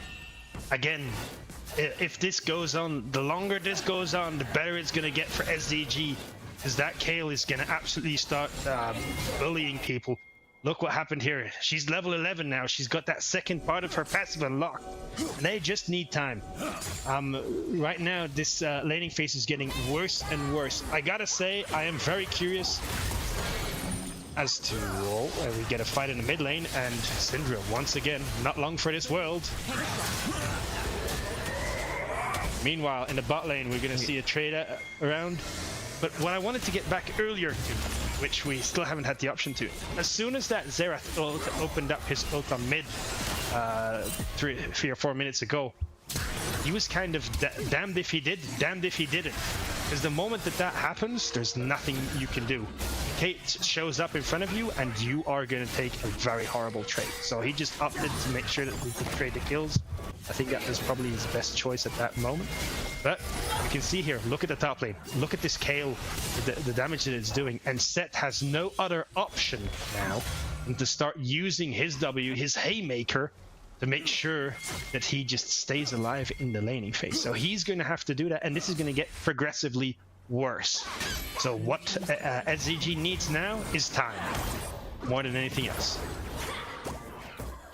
Yeah, I'd also like to point out this Caitlyn is 8-2, and now we have a gank onto the top lane. But you can see how little damage they do using the Cyclone, and Humble gonna finally be taken down. But Poppy gets the kill in return. But that is not where you want that gold to go to. You don't want it going on to Bobo. 8-3 on the Caitlyn though, with 2 items now, and they might have just caught out Satin. Not only that, that is likely a shutdown over the Kayle. So the one person you don't want gold to be going on to, she's getting it right now. I think that there was a bit of a mistake there. Poppy should have just taken the kill, make sure that, because they were trying to donate it to the Kate, make sure that all the gold was on the correct carry. But when it comes to a Kayle, when it comes to those people who are hyper skills, just take the kill. Don't worry about who it's on. Make sure that they're off the board, and worry about the gold distribution at a later time, because otherwise you get the annoying part here, and this was a shutdown. More than likely, therefore makes it just worse. Also, if we look at the gold right now, and this is the interesting part. Look, all the gold lead is on one person basically. It is on the Caitlyn, and if Caitlyn right now already is struggling to deal with the Kayle all alone, imagine what's going to happen once that Kayle starts catching up in levels and XP. Yeah, but I'd like to point a little bit to the fact that in such a bad matchup, enemy mid is only down 460 gold to the Kayle. That is impressive, and if you're this Kayle, yes, you will hyperscale, but the fact that that lane came out decently even is disgusting. It's a shame. If you're the side of SGD, that should never be an even lane. And I mean, look at the gold. I mean, it's practically even now. Yes, he will scale, but it's worrying, especially with how good this Caitlyn was, or is. Excuse me. Our main highlight was, hey, Bobo will scale. Bobo will have an amazing lane, but the Caitlyn is 9-3. What do you have to show for it? Yes, you have some members having good games, but there's a 1-5 Syndra and a 2-0-3 Fizz, and it is only 600 gold separating them. Latitude have done a tremendous job to keep this even, and now they're going to look to go in onto the Caitlyn, and everyone's going to try to be going in, but everyone's going to be caught going in, and that's the kill on Rabbidy, but he will get the kill onto the Caitlyn. That's the big member down. Smell my carrot, looking to get a little bit more. Here comes enemy mid, and now you see Bobo going to work. Poppy got caught out, got popped by Xerath, and now Bobo looking to make his impact. Showstopper, not enough. Now here's the Syndra trying to get them off of his teammates, but the Kayle ultimate keeps them alive for now, and this may be just a 5-0. Just as we were highlighting them, everything falls apart for Latitude in the team fight. And this is the important part here. There is so much pressure on that Wukong to create perfect spacing around for the entire team. That is the hard part. I was also going to point out something else. the Kale build being an interesting one. Right now, unhit or AP is a lot stronger than an AD version. So, but I think if you look at the entire team, you have to go with the AD Kale. Otherwise, you've got AP in the mid lane and you've got AP as your APC in the bot lane. You need a second source from AD, and I think that's why they're turning this into an AD or an unhit version of Kale. Yeah, and you can see in this fight, it started off so good, but then you're just trying to save your teammates here. And then look where the Wukong instead traveled to. I mean, Wukong tried to 1v1 the Kale and flash for it. We didn't even see that. What are you doing? As he just gets completely punished, and the set, he accidentally pulled the Kale over the wall, which helped him get away from danger. And the Syndra just showing up too late to the fight. And I'd also like to highlight the Kale's build. It's an interesting build, to say in the least. What do you make of that, Masavera? I am a bit lost for words right now. I am very curious what is being cooked up, because other than a big cook, I can't call it anything else. That being said, we've got a big team. Yeah, but hold on a second. The Wukong Cyclone gonna take out Rapidy, and the Ace in the hole did a lot of damage to the Kale, and he's gonna be dropped by enemy mid, and that is a 3-for-0. And the Syndra's help bar, get away from those minions, please. You're gonna give me a heart attack if you went down after that. And the Rift Herald summoned up, but you can see that Humble's presence is felt from across the map, even as the Ace in the hole did at least 25% of Bobo's health bar, and they're also going to get this this top tier 2 and the mid tier 1. But this should have been SGD having a massive advantage in this game, and it has been anything but. Yes, the Kale is up 1,000 gold, but ladies and gentlemen, look at the gold differences. The ADC is up over an item. This is a heavy ADC diff, and you can hyperscale all you want. If your teammates don't show up to the game with you, it doesn't matter. This Kale is not going to 1v9 when Humble is basically able to 1v9. It doesn't matter. You have to figure this out as a team. You have to figure out how are you going to catch Humble. I hear time after time, oh, you can 1v9, 1v9, 1v9. This is a good game by Bobo being countered by his teammates' worst game, considering the fact that Humble is fed, and they get a kill onto the Syndra under the turret. But look what's coming. Here come the reinforcements. The Wukong gonna look to go onto him, uses the smite, and the clone gets him, and White Satin taking a kill from his ADC, and that Caitlyn could have been 11-4. I personally, I like what just happened here. Here being real fast with getting the kill. Fizz's hop around is on such a short cooldown that it should come again, and that would drop the aggro from that ult. So I personally like what they've done. I'm just taking it away. I think that was a wise decision. As we see here, the Pantheon the Pantheon finally starting to show up a bit and being able to keep somebody in place. But also, yeah, I've got a couple of other tidbits, partly from our spectators. I'll throw it out to one big mention to Teddy. Teddy pointing out that crit items are also really broken on Kale. She does that with crit items, means that she doesn't burst you as hard as the AP version does, but the damage profile ain't that lacking.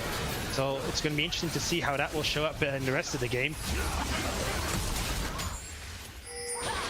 Meanwhile, that's just a dead set, and that may just be the Baron going over as Humble's in base. And I'd like to say too, the level difference between the supports, it's even now, and so we got to see if they want to challenge this. There could be an angle, but you got the bodyguards, and the Talon now almost dies to the Baron.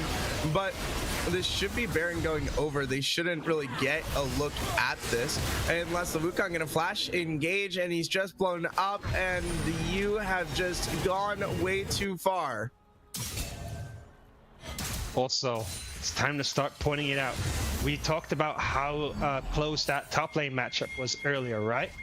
Being the 400 gold, let's say 4 minutes ago. Look at the goal difference now. This is that difference that happens with that top lane matchup. It is such a bad matchup for the set, and he's just going to continue fall behind. As I say that. Syndra falling behind. The Syndra fell behind his team, and SGD continued to stack the Drakes. I'd like to point out that last game they were able to reach Soul Point and not able to get the Soul, and they're at Soul Point again. This time it's in a little bit of a more dominant fashion, but his game is finally even, and here goes the Cyclone and the Ace in the hole. Gonna take the kill, but now that this game is even, this should be much better from SGD, as we see the Kale just taking turret shots. But you got to be careful here, because for either of these teams, one misstep and team fight's done. If Bobo is caught out, it's done. If Humble's caught out, it's done. You got to be so careful here for either side, as one misstep and that's the entire team fight. True. The other thing that I'm also going to point out, which was correctly raised by chat, the reason you pick Pantheon is to dominate the lane, and considering how far he fell behind and being behind in levels as well, it's said he was 2 levels behind the Nautilus. He has been doing a lot better, reining his aggression in and making sure that he ticked off all the boxes before starting to fight. But we see what the Kale is doing here, and Lord Almighty, she is just going to town into the objectives and the waves. And look what Sid has to do. He has to watch his turret fall over. There's nothing he can do. As long as the team makes sure, as long as SGD makes sure that they can't just all collapse onto the Kale, that Kale is going to be a massive problem for the... Yeah, but the Kale's not going to be a massive problem if she's taken off the board, and the Xerath ultimate going to rain down over the top, and now here goes the Pantheon trying to get a kill, and he gets a kill onto the Syndra. The Wukong reviving, but he's reviving behind enemy lines, and he somehow picks up a kill, and almost a second one, and Smell My Carrot went all the way in, and they're trying to get in the way of the Ace in the hole, and somehow that only goes as a 2 for 2, but you can see the low health bars. This tier 3 is going to fall, and they should elect to not take the inhibitor, as you don't want to hand over all that gold and lose the XP in gold. But you can see that this damage for Bobo is starting to really come online, and this is where he's really going to be scariest. And keep in mind, he's gonna get to go to level 20 as well, so we're gonna see some of that action going on. Yeah. Not just that, other thing that I'll point out after this replay of the team fight, the gold difference. But as you see here, they dump everything onto the Kale. She gets out, and then she just gets to burn and burn. And here she's even just waiting to make sure that the Wukong can't do any extra damage, or takes out the minimal amount of people. But that was really well done. Tanking up the Ace in the hole, making sure that nobody would fall, none of the others would fall. A very, very good stuff. But look at the damage. At minute 23, I pointed out that it was a 2.3k gold lead. That gold lead, in the meanwhile, has close to doubled, just on the top lane alone. And that is where this Kale has such an incredibly strong part. And if you can't blow up the Kale while dumping everything on her, knowing that she's going to get those extra levels, I think there is reason to start being concerned about this, because that Kale is going to be an absolute monster. this is also the first time that SGD have taken outright taken the gold lead. They are now operating with a gold lead, and so the only thing that they need to make sure is just play the game at a controlled pace on their terms. Make sure that they take the fights they want to, ward up properly, and make proper decisions based on the vision that you have. If you do that, this game should be going out your direction. And all they need to do now is just stall for the dragon. Yeah, and this will be a Hextech Soul, and I think that might as well be the game if they're able to get this, and they may be able to find a pick now. They're going to miss, but now in the mid lane, the fighting's going to break out. They found the Kale they want her, but the reinforcements have arrived, and here goes the Wukong. He's going to be spinning around in the cycle going over, and the Pantheon's already going to be dead, but Wukong is dropped as well, and you have to be careful now. Any misstep could be it, and that may be the misstep. The W doesn't hit the Kale, and over on the backside, here comes the talent and the Fizz, and SGD are in full control of this game. It's a 4-for-1, and they can go wherever they please on this map. Yeah, true, but I kind of liked how initially they split up the engage this time, not dumping everything in one go, making sure that KO burnt the ultimate before the Wukong came in. That being said, the Kate has to be close enough, force that ultimate from KO, and once that happens, Kate is in such a bad position. She is completely not covered by anything, and that just means that she gets blown up. And if the Kate is removed, Humble dies, and I hate to say it, but Latitude don't have damage after that. Because Magnus has been absolutely shreked in this game. He has been dove over and over again, made sure that they regretted it. That being said, Latitude, go for a quick hold. They're trying to do what they did last time. Go quickly for an objective. Question is, will they get it? They know about this. They know about this. They will get the Baron, but here goes the Talon, and he's going to go in the middle of them all, trying to use the ultimate, but he's just going to be burst down, and over on the front side, the W from the side is going to be canceled out by the Kale's ultimate, but he's going to use a showstopper to keep him out of the fight. The Zera's ultimate raining down over the top, and they've got some kills on the back side, and there's just not enough damage, and down goes everyone. Poppy will revive in the face of Bobo just to meet his grave yet again. And contrary to previous game, Bobo, who had a massive lead, wasn't able to bring his team over. This time, he drags them across the finish line. I was slightly concerned about how even it was into the 15 to 20 minute mark, but look at the massive lead that he's taken. I think that if you would have a grasp just of the gold lead in the last 10 minutes, you would see Bobo from going more or less even to a 7.4k gold lead. And that means that we get a win for SGD, and that also means that we are pushing this series to a game 3. We're going the distance. Yeah, this was I mean, that's just a top diff. I think Bubba's the main reason they, well, he was the main reason they won it. I think he's the only reason they won it, as there was upwards of a 4,000 gold lead twice. And I mean, I understand that that Bobo is scaling, but that's just so bad from Latitude. They needed to take more advantage of the gold lead they had, because even when they had the gold lead, they weren't even getting the objectives. They got the Void Grubs and they got the Rift Herald, but that's it.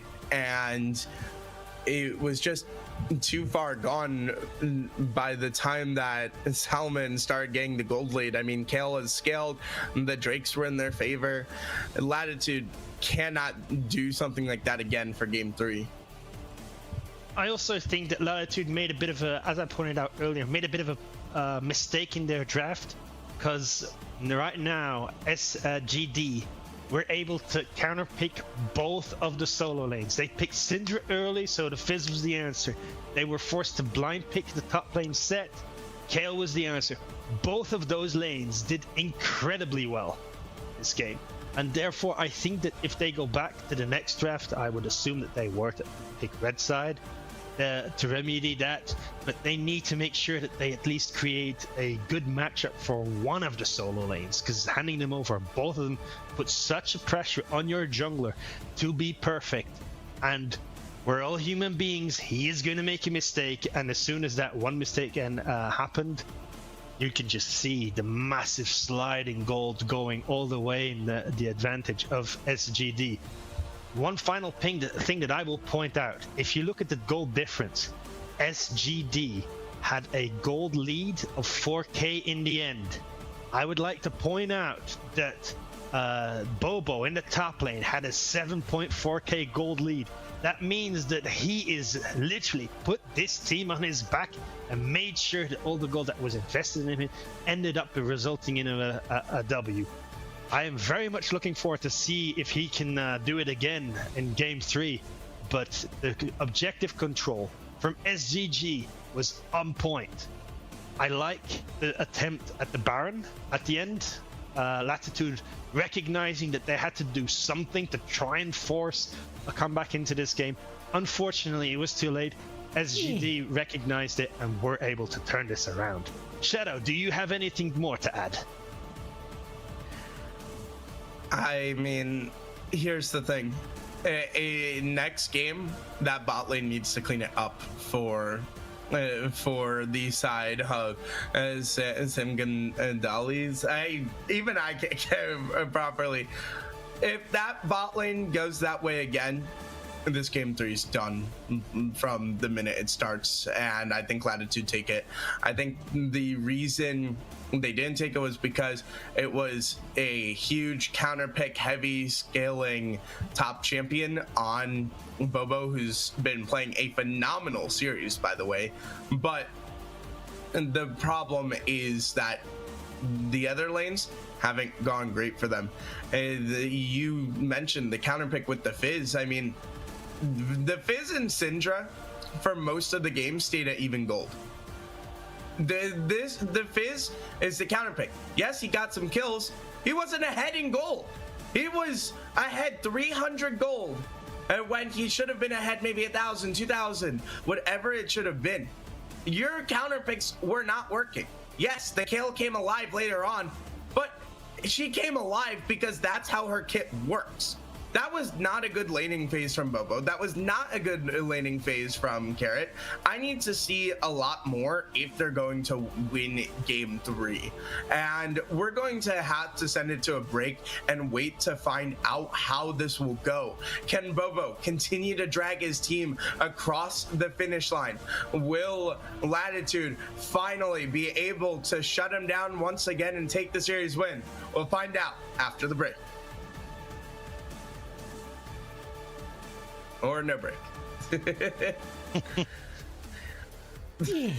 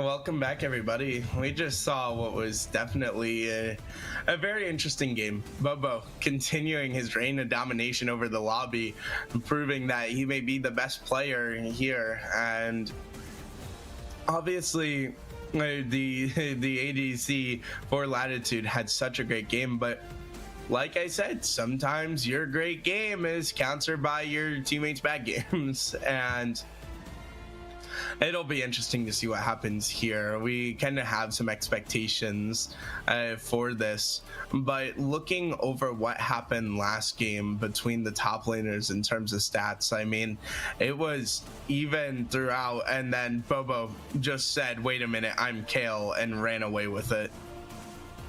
And I think this is really important to jump into. Look at the damage percentage. Look at the damage share. Bobo has done over 35% of the damage of his team. That's more than 1/3. And forget, you're normally, as a top laner, considering sport generally does less, unless it's a mage. You generally hover around somewhere between, let's say, 20 to 25%. This is very clearly a seriously higher amount. And if we just look at damage per minute, Bobo is at nearly 5 times the amount that enemy mid is at. That is just how lopsided this matchup was. So I would be very curious to see what the side selection is. I am guessing that Latitude have decided to opt back to red side to make sure that they don't have to blind pick their top laner. But Lord Almighty, there is some work to be done here, and I am curious to see how this will turn out. Bobo with a massive carry on last game. Yeah, it's going to be very interesting to see what enemy mid can do to try to slow him down, and maybe do they come up with a strategy to try to slow Bobo down. And obviously too, you gotta pick your draft a little bit better, like you said, not blind pick your solo laners. But we'll get into the draft here shortly, and we'll see what these teams have cooking for game 3 to try to switch things up. Yeah. It definitely will be interesting. Here we go. We're gonna see the bans. We know the bans were Diana, Mel, Jarvan in the previous round. Malphite was among there, Aatrox was among there, and I'm forgetting the last one. No, the last one was Jace. But and we see the adaption, Latitude going with a Seraphine ban, recognizing that there could be something of an APC coming, and deciding that they want to have nothing. They want to have nothing of the sort. That means that instantly there's a sad tuba out there. Yeah, there's a sad tuba out there, guys. He loves Seraphine. That is his wife. I think he would have broken his way onto the desk if she was picked. I wouldn't deny that, but are we going to see it? Interesting though, the Rise pickup, blind pickup, that's a very interesting one. We will see that Latitude will be picking up Dilution right away. Meanwhile, the one really broken jungler who actually abuses that one thing being is the Gwen. Gwen got let through the draft, and that's going to be a massive boon for SGD. Malzahar, that's a pick. Okay. Do you like that, or also this will be Gwen top? It looks like I would have preferred a Gwen jungle. I'd expect to see Nami here for the Lucian Nami combo, but yeah, this is an interesting draft. I mean, a Trundle, I like that. It is not bad into the Xin Zhao. This better be going jungle. If this is going top, I will not like it as much. But I do not like this Malzahar pick. Well, the Rise technically is a flex because you can play it top and you can play it mid. So taking the Mals that quickly might have been a bit risky. You could have waited for the 4th pick to be picked, and then you knew where you'd have an inkling where that Rise would be going. That being said, very curious. Latitude recognize that Ziggs is still up, make sure that one is gone. So considering the amount of AP that already is on SGD, I would be expecting an AD carry soon enough. We do see the Nami being picked up here to pair along with the Lucian. And now for the big reveal. Does Samvete have another APC in his bag, or is he being forced onto an ADC? Yeah, and I mean, the Ziggs also taken out. That would have been a bit more familiar territory for him, but the fact that they didn't pick the Ziggs tells me he wasn't leaning towards it. But this is interesting, and that's a Samira locked in. Mazavera, what do you make of that? I am not completely surprised, but it goes very well together with what they currently have now. Very importantly is going to be that support. What are they going to pair together with it? Oh, and the Rel, that's a good option. That's a good bot lane. I do have Teddy pointing out something that he is absolutely stunned by. Picking a Malzahar into a Rise, apparently that is a horrendous, is nigh unplayable. But you get, apparently as Rise, you don't get to play the game for like 30 minutes. So we'll see how that goes. But Latitude end up pairing it together with a Yone. So it's Yone Rise, and one of those champions is going in the top lane. The other is going in the mid lane. That Rise will and Rise will dominate Malzahar really early on. I expect the Yone to go into the Gwen, but who knows? I mean, this will be interesting. I also part of why I like this Trundle pick is because that is your dedicated tank, and it'll be interesting to see how they want to operate on him. Obviously, it's not as much hard CC, but that pillar can do some amazing things. If you get it frame perfect, you can trap someone inside of the pillar without the environment's use. You can also trap people into the environments, and so there's a lot of fun pillar shenanigans that can be done. So, most certainly. What I am more interested about is how are they going to use that Trundle ultimate? Because the only person who I really see or probably worth stealing the stats off is Rel at this point. Meaning that as soon as Rel goes in, if that ult gets popped onto the Rel, she gets turned into paper. They're going to be cutting through her so fast that the turnaround potential from Latitude onto that team is going to be massive. So the usage of that ultimate is probably going to dictate how these team fights are going. Because if you make sure that you can contain the Rel, I don't see very well how that Samira is going to end up jumping into the fights. That is my concern. Meanwhile, we do get a confirmation of the Yone going top, Rise going mid, so it's going to be interesting to see how that will pair out. But I have high hopes and high expectations. I'm very curious to see if Bobo will be able to dominate his lane yet again, or if we have reached the moment where pushback is going to be provided by I forgot his name for a second. By enemy mid. Enemy mid, yes, indeed. But I think actually that this subjugate will go on to Bobo. Bobo's been the main carry the entire time for them, and yes, you're not stealing a lot of stats, but you have to remember how much squishier it makes someone. And so you may not steal a lot of stats from a Gwen or a Xin Zhao, but you will make it so when they go in, they are immediately melted and taken off the board. And so Bobo will go in on the Gwen, get subjugated, and then immediately be melted. You don't need to steal a whole lot of stats for subjugate to be effective. Part of subjugate is melting people. And when this Gwen or this Xin Zhao goes in, I think those will be the main targets. They will be melted.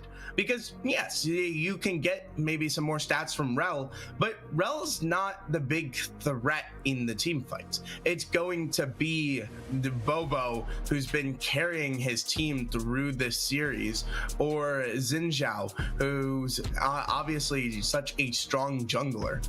That's your subjugate targets. They're going to go in and be melted. And then it's going to be a lot easier for this Ryze and Lucian to be able to operate in these team fights.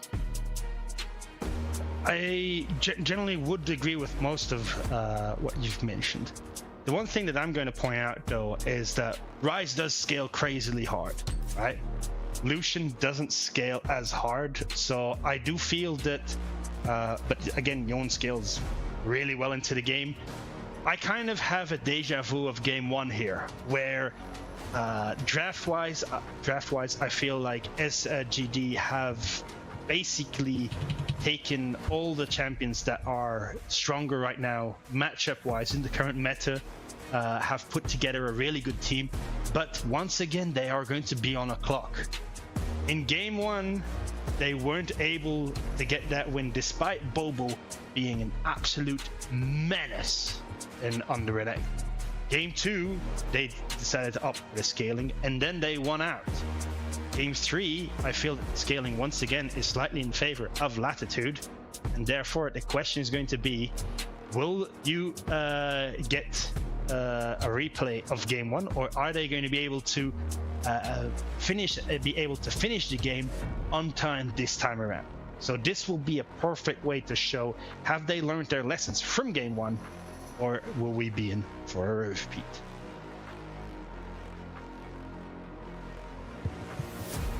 Yeah, it's going to be interesting to see.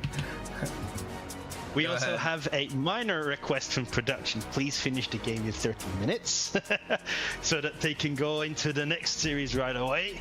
Otherwise, there will be a minor delay for that one, and an adjustment in the schedule will potentially occur. So it will be very interesting to see how this turns out. Real quick, let me antagonize chat. Guys, if you aren't cowards, you'd go all in for this. Unless you're, maybe you're scared to play. There's a reason the players are out here. You can play along in the chat, put your points in. Come on, it is game 3, ladies and gentlemen. But this will be an interesting one. I definitely prefer Latitude's draft. I'm a little concerned how this top lane is going to go, but I think that enemy mid is he's definitely getting better at being more passive, and so I'm gonna look at him to be careful this game in terms of just making sure you're not overstepping, you're not feeding this Gwen, and things like that. But the other thing is, we got to remember how that ADC matchup went last game, and now you're putting the ADC of Salgam Dunnies on an uncomfortable champion. He has been practicing APC champions, and now he doesn't get one because they removed Seraphine. There's no Ziggs. This is maybe not completely unfamiliar water, but the ice is thin, and he's going to have to dance on it and keep up if his team is going to win here in game 3. But the other thing is, I think this Malzahar is out of place. I don't think the Xin Zhao is bad, or the Rel is bad, but the Samira and Malzahar are definitely questionable to me. And that's what I'm afraid of here, is that with the power of the Lucian Nami, I mean, we saw the bot lane, how that went last time, and this now one of the stronger duos, and this is definitely scary. Duo wise, I think that you kind of it somewhat evens out. It's just who spikes when. Lucian Nami is really strong early on, but Samira, with any support that sets up CC, just as Rel does, is equally strong. Is Rel the best support to set up the Samira? I'm not entirely sure of that. I think that a Nautilus might hold it. But other than that, it is looking good, seeing how things are. And as we mentioned that, it looks that we will shortly be going into the game. It's interesting to see where this is going to go, but Teddy has very strong opinions in the chat regarding where this should go. Oh, we're gonna see some early shenanigans. That's an early flash. I don't even get to do my introduction I normally do, as there's already a kill and it's onto the ADC. Let me still try to do this introduction. Ladies and gentlemen, welcome to Game 3 between Latitude and Southern Gandanis, as both of these teams will be fighting to start out 1-0 here in the MiniLCS. Both of them have fought so hard over the last 2 games, but something has to give. Game 3 is underway. and as it gets underway, we immediately see Malzahar down a flash in the mid lane, and knowing that that matchup is favored for the Mals until late game, this is probably the best part for them early on. Yeah, and that early kill is onto the Lucian as well, which is something scary. But enemy mid, he definitely has his hands full. And looking at the summoner spells, no TPs in the top lane and no flash for Bobo. It is Ignite Exhaust, and it's also Exhaust on the Lucian, and Ryze opting for Ghost. So there's one teleport on in the rift, and it's going to belong to Carrot. So that's something you got to keep in mind for later on in the game, is that he can go side lane and teleport back into these fights, but you can see the early pressure gonna be all onto him, as that's another kill onto the Ryze, and Smell My Carrot is only gonna have to keep his head in the grave, as now he's just gone twice already, and this early game is going their way. The concern is the top lane, but can Bobo get going, or can enemy mid play it safe enough? Well, the one thing, of course, is if you have a really bad matchup and they lose their flash early on, as a jungler, the one thing you want to do, sit on that lane, make sure that you make it as positive as it can be for your laners. Yeah, and as now we see it is. you see the flash crash down, but the heal is just enough, and White Satan picks up a kill onto Sam, and with the arrival of the mid laner and the jungler looking for a kill, but you're gonna find nothing for. Actually, you do find the kill, excuse me. Humble drops, but Pappy picking up the kill on the Rapidy, and Chaos in the bot lane, but Latitude are the benefactors, up 1.2k gold, and we're not even 4 minutes in. And if you have losing lanes across the board, what is the best way of remedying it? Making sure you punish mistakes. Here we see the level 1 play from Team Latitude, which personally, with the short amount of timers that you have, this is an excellent thing to do. Stack on one place, wait for somebody to show up, and Mal's just overextended there. Instantly flashed. Gets slowed, exhausted, and down he goes. Yeah. Then you get the repeat gank. Here, you see the... Yeah, and a great pillar And that's the thing about Trundle is pillars can make or break a gank. And you see here the flash crash down and then Samir flashing forward, but just going too far. And the Trundle pillar, another great pillar, kept the Lucian alive. Now, he really should have just stayed back here. He should not have gone back in. Yet again, getting too aggressive to get an extra kill. But things are going right for Latitude. We talked about they're going to look to have a strong early game, and my god has this been strong, especially for the Lucian Nami combo in the bot lane. And for enemy mid, the CS is not looking good. He's down almost 8 kills worth of CS, but again, the difference here is that he needs to just make sure to not let Bobo get hyper fed, and if you do that, then you're looking a lot better for this game. If he just keeps this fairly even, that is all he has to do for his team, because look at the gold leads across the board. Yes, there is a 100 gold lead for the Gwen in the top lane, which is insignificant. But that is offset by 100 for Trundle. In mid lane, there's a minor gold lead for the Rise and a 1k gold lead for the Lucian already. This is, considering how fairly close this looks early on, this could make or break it. As we see a gank coming in. Yeah, and the Samira just barely getting out on low HP, but now they may be in a lot of danger. They are aware that the Malzahar is here, as they will get the Ocean Drake, but they have to be careful. The Flash R, that's the big button that everybody hates on this Malzahar, but the Trundle is here, and they're gonna look for a kill, but you can see the Xinjiao was caught out, now trying to finish the kill. Not enough with Poppy's chomp, and the bite comes down, and maybe in a little bit of danger. Poppy does have the flash, elects not to use it. The one thing about Trundle you gotta keep in mind early is that his cooldowns are massive.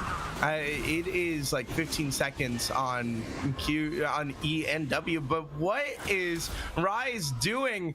Magnus almost caught in the wrong place as he was looking for a little bit extra, but Latitude remain in full control. Well played, and this time making sure that Latitude recognized that the Xin was on the Lucian and that he still has healing, no healing cut, making sure that they could go. That being said, look at the trade in the top lane. This is one where if Bobo missteps again, there might be a chance for enemy mid to get one over on him, something which he hasn't really been able to do this entire series. I'm a little shocked he didn't go for the Fate Sealed, but if you looked at the minimap, Rabbidy was actually there, so maybe a better call by enemy mid to not go in. But right now, Latitude are doing so well, and the CS is starting to come back in the top lane. But look at the bot lane CS, by the way. That is 2 kills worth of gold and XP, and you can see now snapping and to try to find the kill. He does have the Fate Sealed, still electing not to use it, but that CS difference in the bot lane is so massive, and this is why I said the power of the Lucian Nami is scary, is because it's so, I mean, this bot lane is disgusting, the way it's going. Also, Void Grubs are up. Keep that in mind.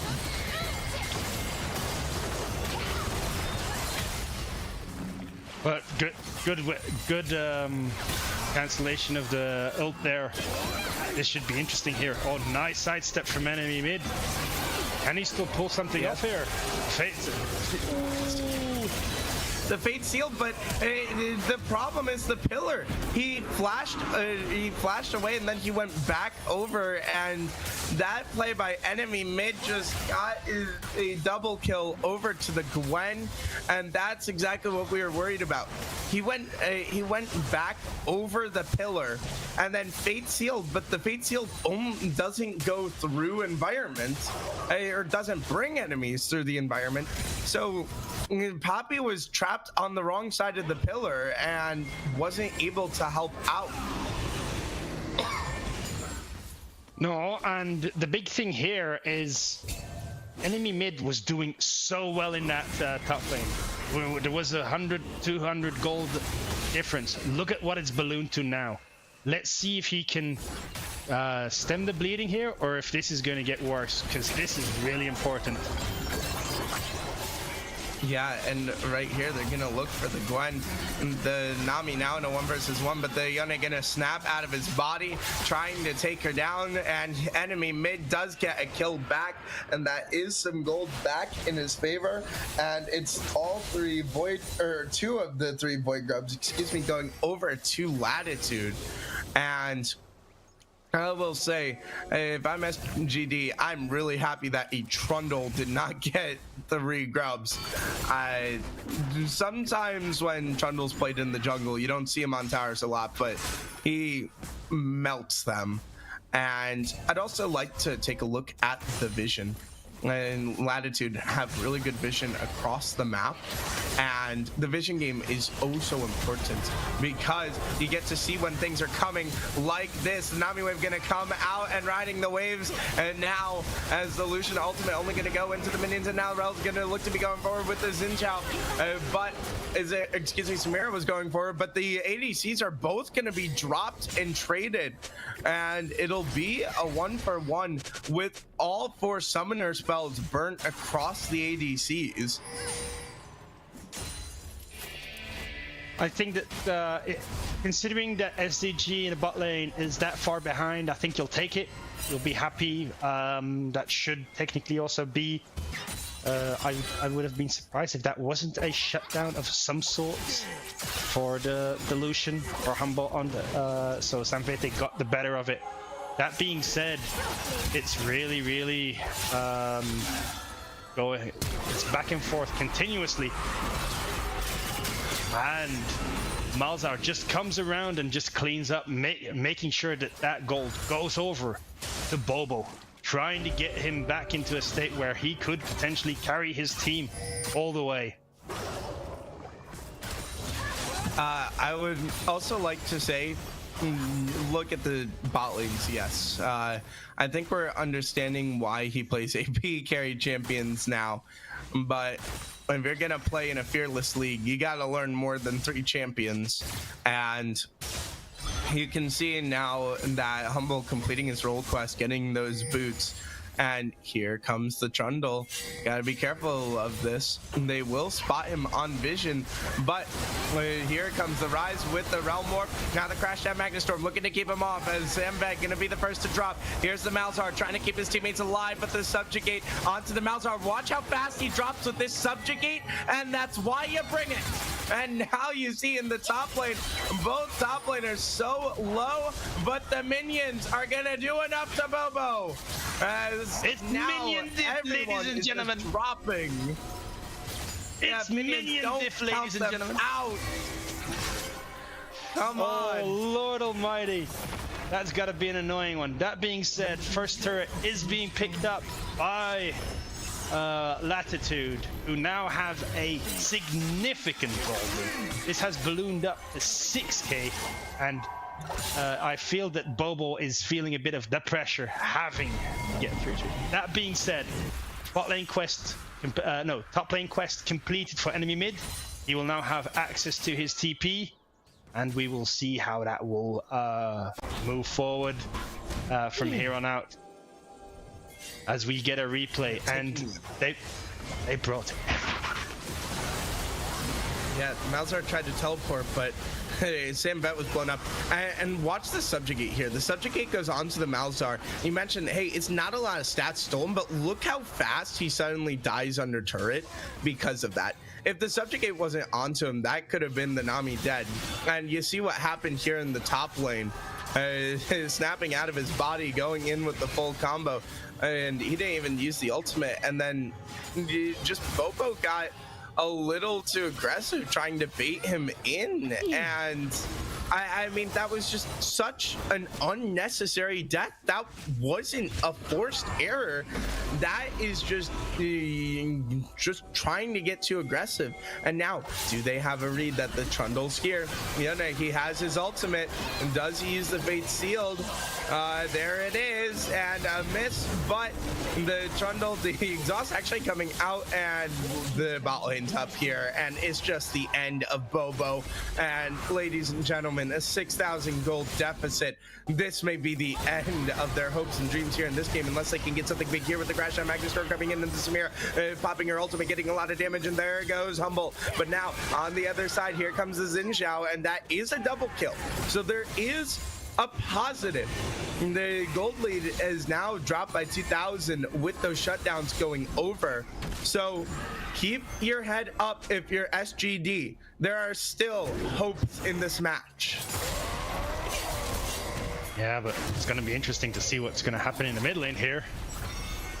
Uppy is recognizing that there are more people here and can't chase on. He knows not to go. He knows there are more. Decided to go for the little dance, but he is going to claim what he came there for, and the reason why the bot lane was up there in the first place. It was the objective, and if you just look at the gold lead, it is slowly SDG is slowly chipping away at this. It was a 6k gold lead. It's now back down to a 5k gold lead. The question is, where are you going to go from here? And especially, who do you invest it to? Because that bot lane right now can't lane against the enemy bot lane. I say you invested into Bobo. Bobo's been having the best series, as you see Poppy dancing here, and the Fate Seal, the complete miss, but the pillar gonna come in, and you gotta be careful. Don't step up too far, and here's the Nami, and that should be the end of him, as the bubble will drown you, and that could have gone worse. But Bobo's the one member with a gold lead, and is the one guy who's had a great day overall, and so I'd want to put my gold onto him. And as Teddy said, I mean, that was ankle breakers. You're looking left, right, and here maybe a little bit of a fight in the river, looking to break out a skirmish. As the Malgus are gonna flash and use the ultimate, but it's gonna be canceled out by the bubble. Another crash down. Magnus Storm gonna come in, but it's not gonna be enough. And now the Xin Zhao gonna pop his ultimate. Crescent Guard is popping. Samir on the backside looking for the ultimate, but is it enough? No, it's absolutely not. In the face of Humble, when he will pick up a double kill, and their reward will be the drink. And there is Samviti. What are you doing? You should be able to have pressed tab. You should know that Humble has 2 items completed. You're going in there with just a collector. I'm not sure what the idea there was, but that was not the smartest use of your ultimate at that specific position. Meanwhile, they do get to pick up the dragon, but look at the replay here. Trundle comes in. Everybody knows there is a issue here, and they had started dragon, so they gotta drop the aggro. They try the instant outplay button from the Malzahar. It gets interrupted by the Nami, and once that was done, you're in trouble here. As Trundle just goes after the Xin, and 1v1, there is no match. It's not going to be a fight between Samvete and Humble in this game. And the thing about that too was, you could see this is where Xin Zhao can be iffy. When he was attacking their ice there, he did no damage. Like there was no damage done. And the other thing is, the Malzahar flash R with nobody around is not what you want to do. And this may turn from bad to worse, as the Rel having to flash over the wall. And did he turn on streamer mode for game 3? Players, could be. I love you all. Could be. Stop turning on streamer mode. It is the bane of my existence, and I will find you and slap you. Stop using streamer mode. You do not need to hide your name because you're ashamed and embarrassed of your gameplay. Anyways, as we get back into this one, it's an 8.5k gold lead. This should be over barring a miracle, but miracles sometimes only come true in movies, and that is another kill onto Bobo, and the only gold lead you had is down to a 100 gold lead. Oh. Hold on, real quick. Trust me. To Adristia, trust me, my brother, I know. I know Rises played with streamer mode on. That's why I haven't been saying Magnus's name, because I can hardly remember it. But Mazavera, it's an 11k gold deficit. This is pretty much over. But if there's any way for SGD to get back into this game, what is the key? Barring a massive throw from Latitude, I just don't see it. You're gonna have to bunch everybody up just like what's happening here. Bunch them all up, get Samira to go around.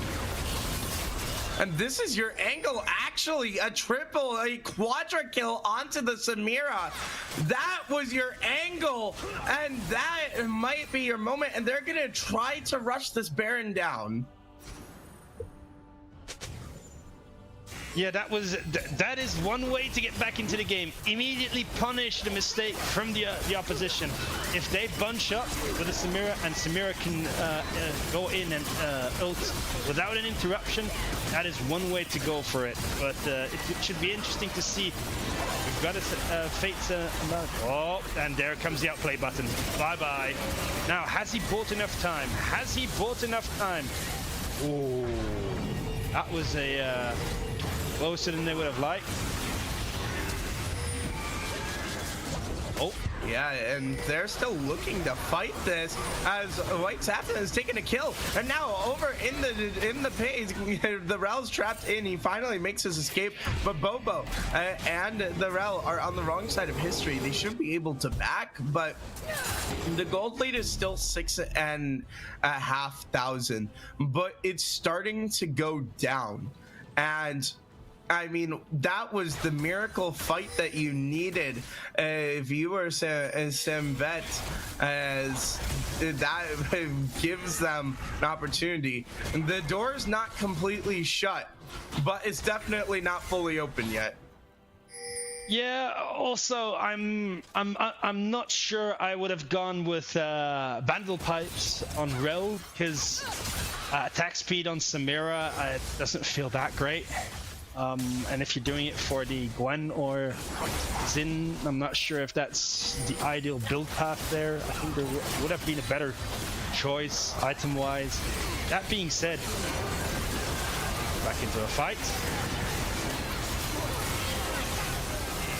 And once again, Samira is untouched. We go into a fight and Samira is untouched. So, big one here. The question is, will Samira be able to do this again? Humble goes down. There might be a second ultimate popping up. She's on a triple kill. Could we see more than just a triple here? I think that is the quad. Will we see a penta? No, they decide not to go for it. Massive fight here in the bot lane. And look at the goal difference. Samira, 2.5 minutes ago, was down over 2k. Right now, she's got a gold lead. All the kills lately have gone back to the Samira.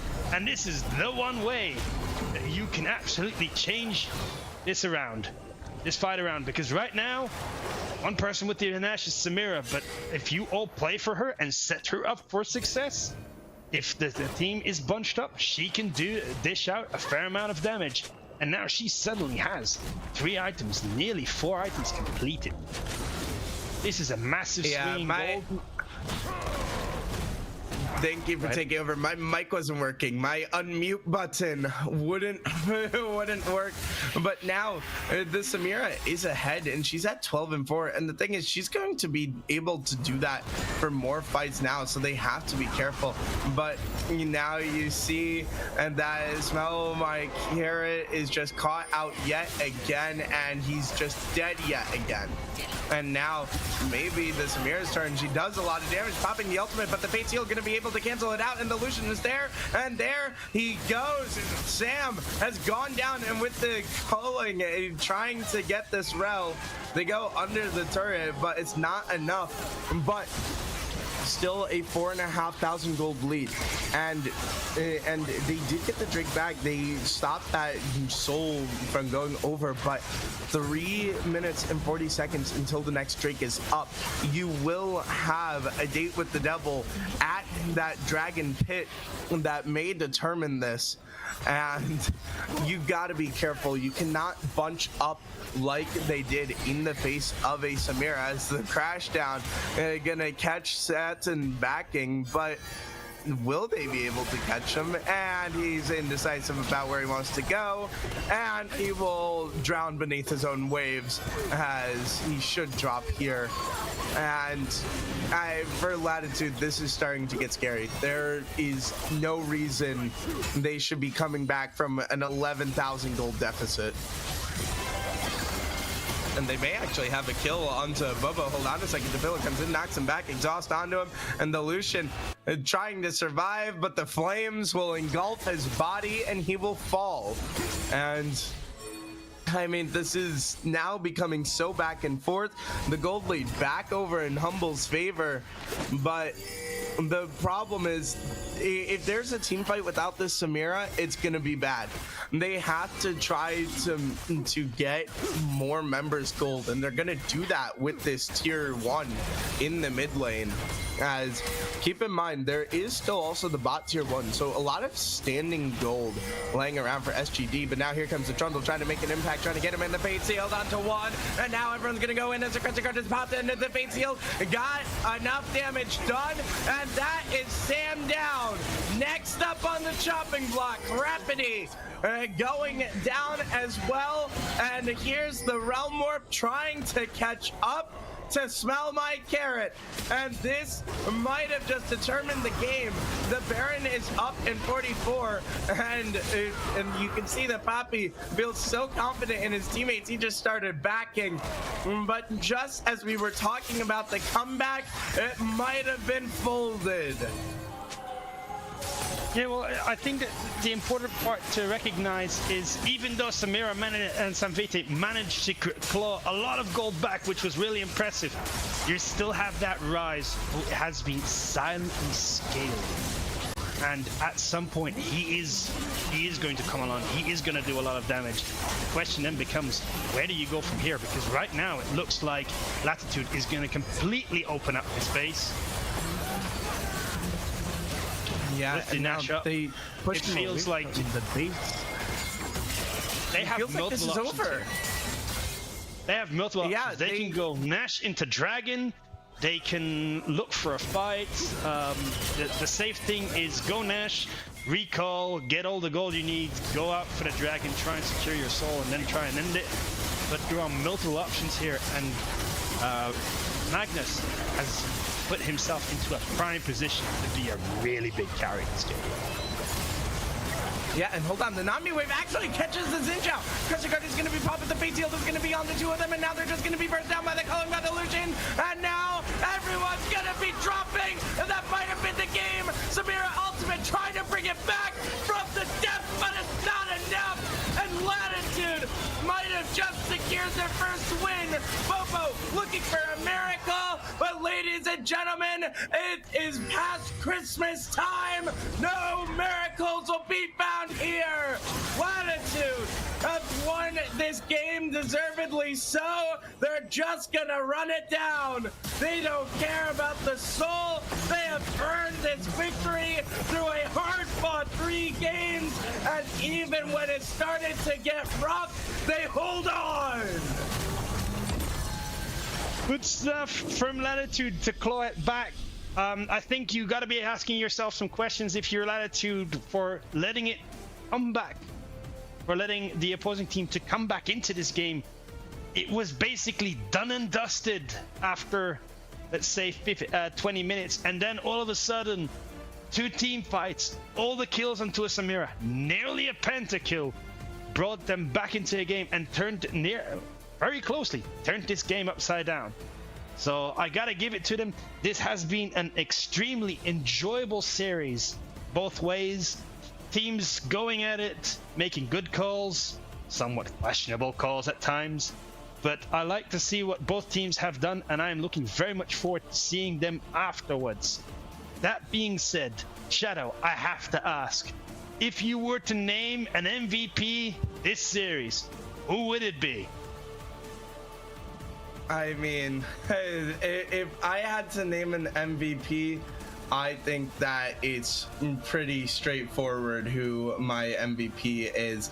I mean, he was doing so good in every single game for his team, and even in the one game that they lost, he was able to keep it going and keep it relatively close. It's humble from the ADC from Latitude. That's my MVP for this series. He was lights out through and through.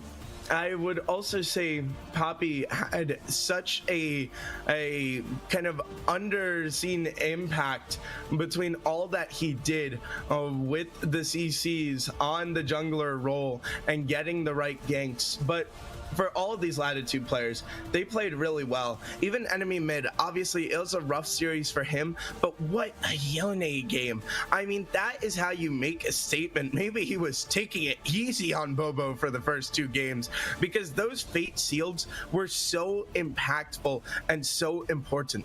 He was able to catch people out, and something that I liked that he did was, instead of waiting for the perfect 3-man, 4-man Fate Sealed, he would focus on one target and Fate Seal him into place, and that quickly turned the fights into a 4 versus 5 after taking that kill early.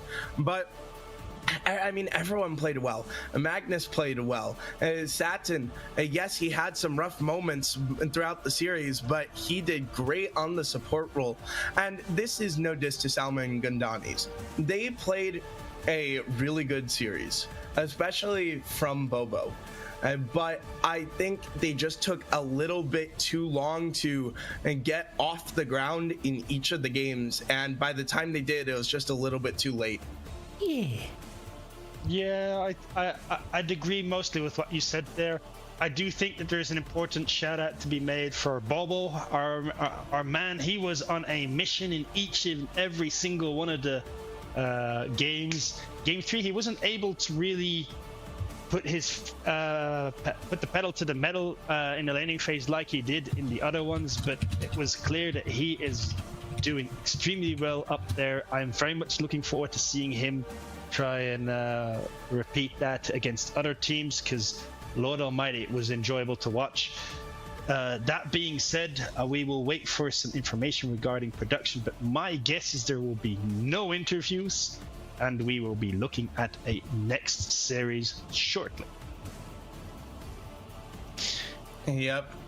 Congratulations to Latitude on the series win. Hopefully for Salman Gandanis, they'll be able to bounce back next week. But for now, ladies and gentlemen, we'll send it over to a quick break before we get into our next series. See you all on the other side. Oh, never mind. We just got the word from production. 1 second.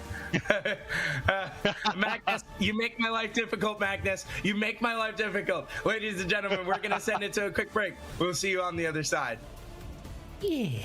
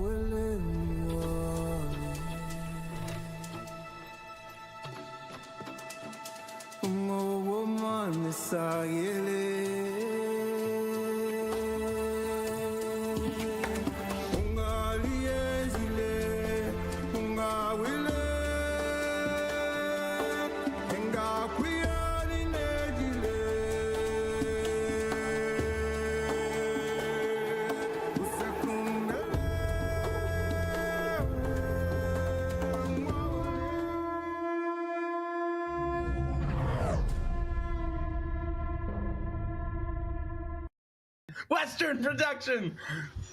Hello, everyone.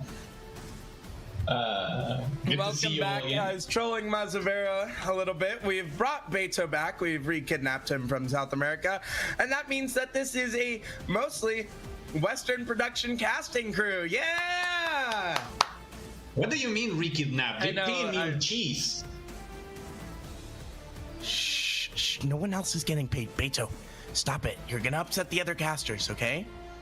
Oh, okay. No, but welcome back, everybody. We just witnessed an amazing best of 3 series that went the distance between Latitude and Salmon Gundonis. If we have any replays of that, we can take a look back at it just a little bit. But it was definitely such a back and forth series, especially with Bobo carrying his team through it. But as we get ready for this next match, I am in the wrong team section. This will be... I'm trying to find it. There's multiple things I have to look through. Here we go. I finally found the right section, I believe. Maybe not. Where are these? Here, yes, I found them finally, guys. This will be in the Hardstock Heroes bracket. 5 off-roll versus Endiller and Esports. Going to be interesting to see how these teams will play in their first appearance. I don't have as much background on these teams, but obviously first appearance for these teams, going to be exciting to see what they can bring to the table. Beto, what would you kind of like to see, as obviously we're in this new patch? Do you think we're going to see some of the new items coming out? I mean, yesterday we had a team playing Diana Jungle. We saw Maokai. And that's a good thing about a new league, about a new season. You never know what you can expect. You never know what to expect. New items, some of them are like really strong. The Vandal Pipes, the new support item that gives similar to an Ardent Sensor whenever you slow an enemy. That item is busted. Like, it's getting nerfed next patch, I think. They're adding like 300 gold to it. I don't think it's being used enough for the value it has. Also, the new Sheen item, the one that procs some hit effects, a lot of people were expecting much from it. I'm not seeing it pay the price you're paying for it. It's not keeping up to the promise. Like, many champions don't get to use it as much as we were expecting it. The quests are definitely doing a lot. The extra levels on the top lane is making any bruiser way more tankier than they used to be. It's giving mid laners a decent amount of damage for those who want the cooldown reduction and the penetration on the boots. Like, we did saw some of the changes. Things I would like to see, a little more control-oriented mages. Like, we did saw an Anivia yesterday. I was expecting a little more of it, like an Asir, maybe a Hui. I like those like more teamfight-oriented mid laners rather than the power scaling we having. Call me like old-fashioned, but I do like my mid laners casting a lot of abilities and covering the map with a lot of like flashy abilities. But so far it's been a blast. I love the breath of fresh air. Yeah.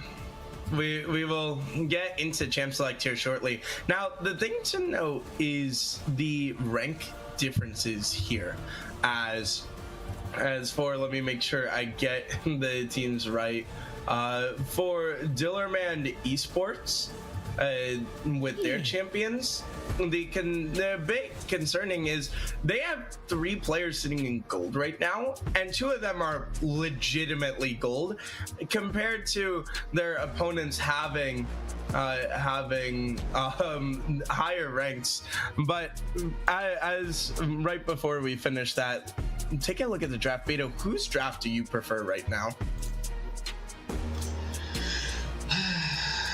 Well, you could say that off-roll has more like a classic matchup. You have the original hyper carry, you have the engage support, you have the side lane bruiser with the Renekton. Like, you get to see like a more classical team protect the ADC, do a little bit of split pushing, a little bit of team fight. The other man is going a little more like trying to burst through that. Like, the Olaf is probably gonna try to threaten the backline. You know how Alpharol has a good amount of CC with the Wukong, the Nautilus, the Renekton, and Olaf really doesn't care. Once he presses the ultimate, the Ragnarok, he becomes immune to crack control, and Victor is going to be a little vulnerable. He doesn't have much mobility. The same goes for Yunara. And that's a problem that you don't see on Dillerman. Like, they can receive the initiation. You have the Sasha with the ultimate, you have Renata as well with the hostile takeover. Like, both teams are threatening to engage hard, but Dillerman is probably a little better at receiving those initiations. That's what you get to see from the champions a little bit. But, you know, as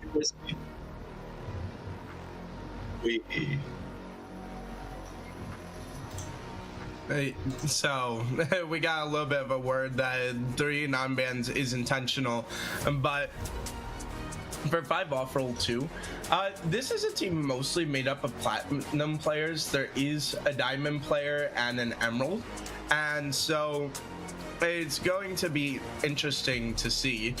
Yones cannot help but spoil things in chat. Thank you very much. There goes my next segment. I was going to say is that the owner or founder of the MiniLCS will be playing in this game as the Sejuani. Now, my concern is this bot lane for Dillerman are both gold players.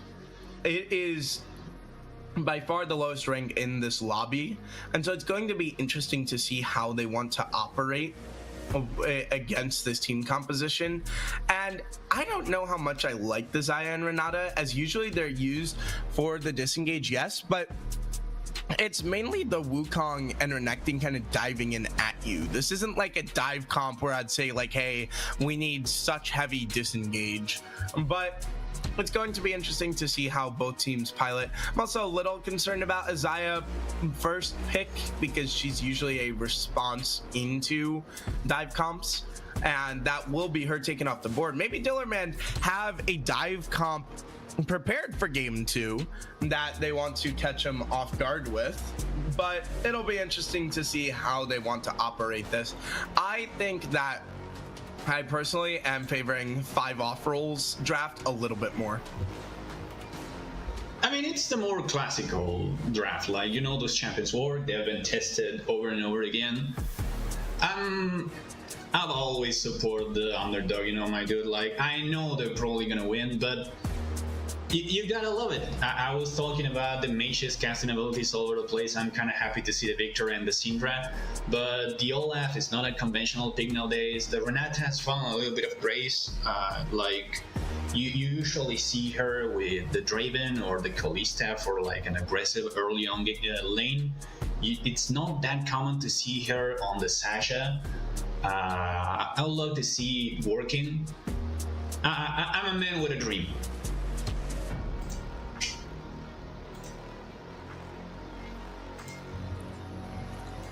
Fair enough. And obviously, I think Dillerman have their work cut out for them in this series, considering the rank split and everything. But who knows? Obviously, Olaf, Renata are making some of their first appearances, maybe champions you wouldn't expect to be brought. And so it'll be interesting to see what Dillerman have cooked up in the kitchen. As obviously when you have kind of the lower ranks, you gotta turn more towards cheeky strategies to kind of catch people off guard, because maybe you're going to get skill gapped a little bit. So maybe this is a part of it, this disengaged team comp, at least in the bot lane, to make it so it'll catch the opponents off guard. I mean, obviously there is disengage across the board, but yeah, if there's a highlight lane for you, Beto, what lane are you keeping your eye on for this game? There's probably gonna be a lot of volatility on that bot lane, partially because of the rank difference, as you were saying, but also like you got a lot of CC on the bot lane, mainly with the Nautilus. Hooks tend to cut people off guard, tend to cause fights when you don't want them, and that's gonna be triggering. Well, if that's what Afro wants, right? Triggering fights out of time for Dillerman when they don't have their cooldowns ready, when they are not that ready to disengage. So I expect the bot lane to see a lot of fighting. Wukong Sejuani is also two junglers who do a little bit of ganking early on. Sejuani a little more than Wukong. Wukong likes to farm a little more for the level 6, so I expect Sejuani to try to exert some pressure around the map. The top lane is probably going to be a gentleman's agreement of fighting each other until one of them dies and then recall and do all over again. And the mid lane is, it's the mid lane. It's two mages. We're going to see them casting abilities at each other, recalling, going back for mana and doing all over again. But the bot lane is where the action is going to be. I agree with you there, and I think the bot lane will be my highlight lane because of this gold, because of these gold players. They need to figure out how they're going to pull out with a win here for their teams. Or for their team, excuse me, not teams. I'm also interested to see how the junglers want to operate with this. If maybe we see Day Zero throw some extra presence towards this bot lane to help them out. I mean, something we haven't seen in quite a while, and might be back to what you said about off-meta strategies. We haven't seen junglers do early ganks in a while. I feel it's been like full clear into something, sometimes even a recall, and not ganking until the second clear. Maybe they could try to pull something cheeky. Sejuani has a good initiation, level 1, 2. Maybe, like a cheeky double buff camp into a level 3 gank. Or a single camp into a level 2 gank. That would be interesting to see. That will definitely get the blood boiling. Who knows what Day Zero has cooked up here? It's always an interesting time when he's playing.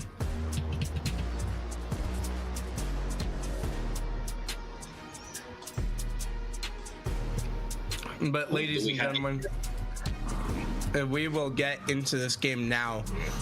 It will be Dillerman Esports, the founder of MiniLCS, trying to lead his team to a victory versus 5-off roll. Going to be interesting to see what these teams have cooked up and planned. Obviously, not your traditional rank split, but Dillerman trusts that this is the team to bring them over the line.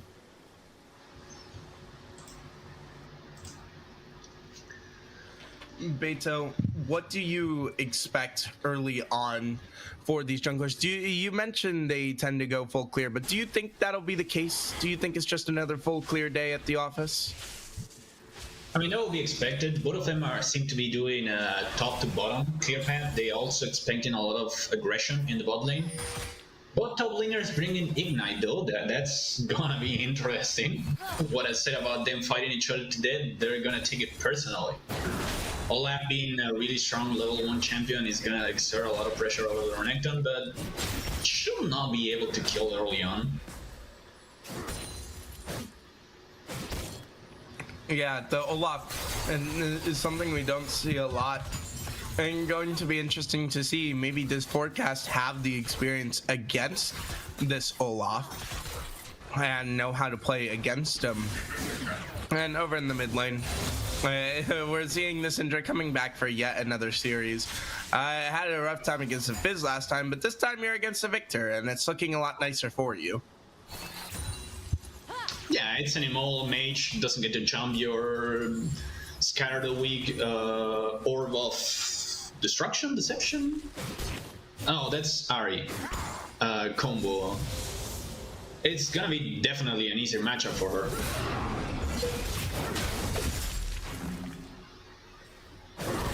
A little bit of aggression on top. Renekton underestimating the Olaf.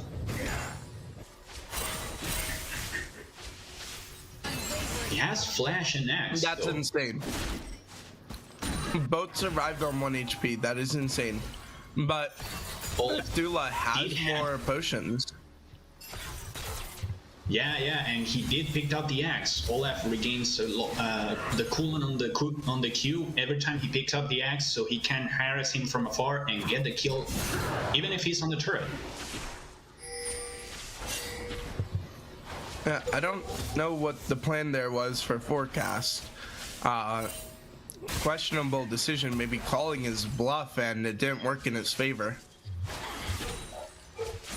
Maybe he tried to gain some health back from the minion wave. You know, Renekton can gain some HP, even if it is from minions, a little less than from champions. Try to get the cheeky wave clear and force Olaf to fight under turret damage, but doesn't seem to have worked. Here we have Sejuani initiating early on. Yeah, but does he have the damage to get him before the jungler gets here? He gets the flash out, but look at the mid laners throwing a little minion in to try to say go get him, but it doesn't work. And Cold Knife will back him up, and maybe going in a little bit too far. Dilman have to be careful. They're getting aggressive, and Flash just burned left and right. I think our overlay is delayed again. Yeah, I was thinking that. Because the summoner spells are not showing that they're burnt. But he gets the axe back with the reset, and you were talking about it, how good Olaf is in the early game. And Renekton, one of the heaviest fighters in the early game, not gonna like this fight as he goes down first. There are barely only a few champions who can face the Olaf level 1 to 3, and Renekton is definitely not one of them.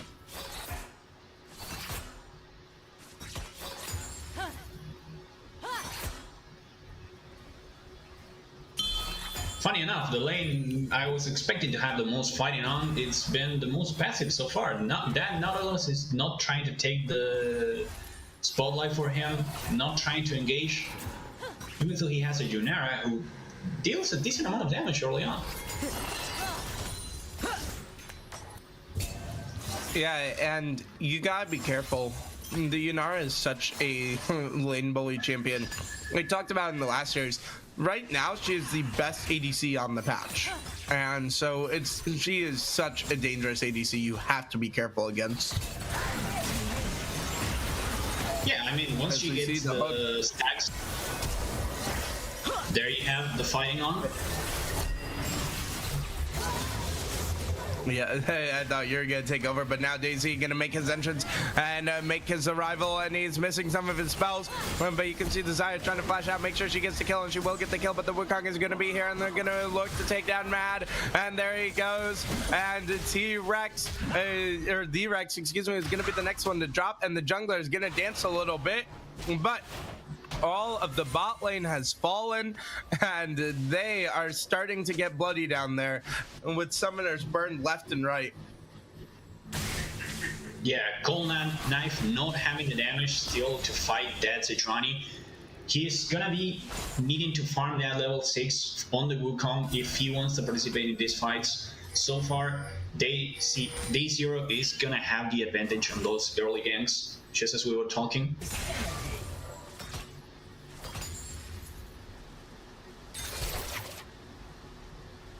But yeah, we got to see some of the damage from that Yunara. Oh. Yeah, my end froze there. They're having some technical difficulties.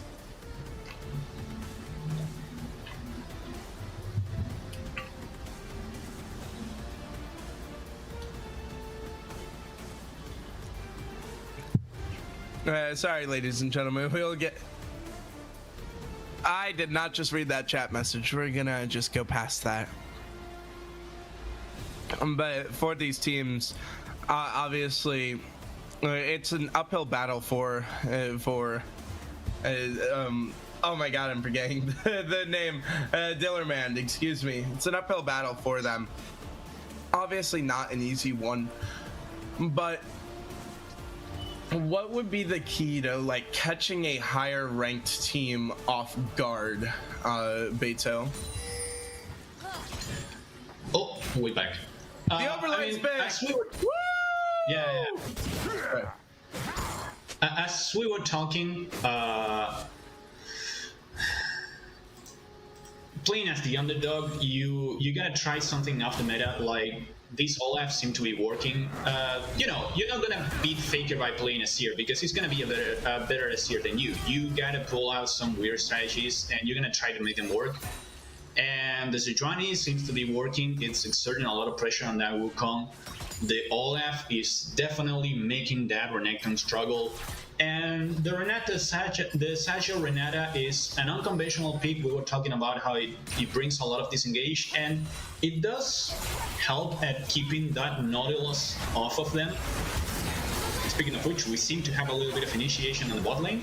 Junara with the stack passive dealing a lot of damage. Yeah, but not gonna be enough. And the later this game goes on, the more concerned I'd be for Dill about this Yunara scaling and the Victor scaling. Yeah, they do fall off a little, especially once you start into the teamfight side of the game. After the laning phase breaks, that Wukong is gonna make a big difference.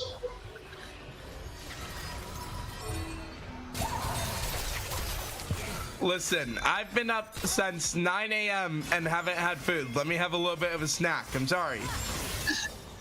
I'll stop eating. What you eating? Pretzels. I got really hungry. Oh, we never had one of those. I was told I don't have to be fully professional here. At least I'm not like a co-caster I had who showed up shirtless. That was an experience. Oh wait, did we have to wear shirts? Well, you don't have a camera on. My co-caster had a camera on, but now you see Day Zero going in again. You talked about how much pressure he's been exerting, and he's been going all over the map to help his team out. The first Drake will be claimed by Cold Knife, but since it was a Mountain Drake, it took a little bit longer. Yeah, Arthur, I'm really enjoying my League of Legends meal of watching the Olaf try to take down the Renekton yet again, and Day0 is here. This wave's about to crash. They can go for the dive if they want to, but they're just gonna elect to back off. I think they're worried about where the Wukong is, which is why they don't want to go for this dive. I mean, Thula should have a decent amount of gold in the pocket, so maybe he just wants to go and recall. Yeah, he just bought like 1,000 gold worth of items. So maybe he didn't want to risk it, not that early on. Probably Day0 wanted to use ultimate now that he has already unlocked it. But he decided to go for the safer play.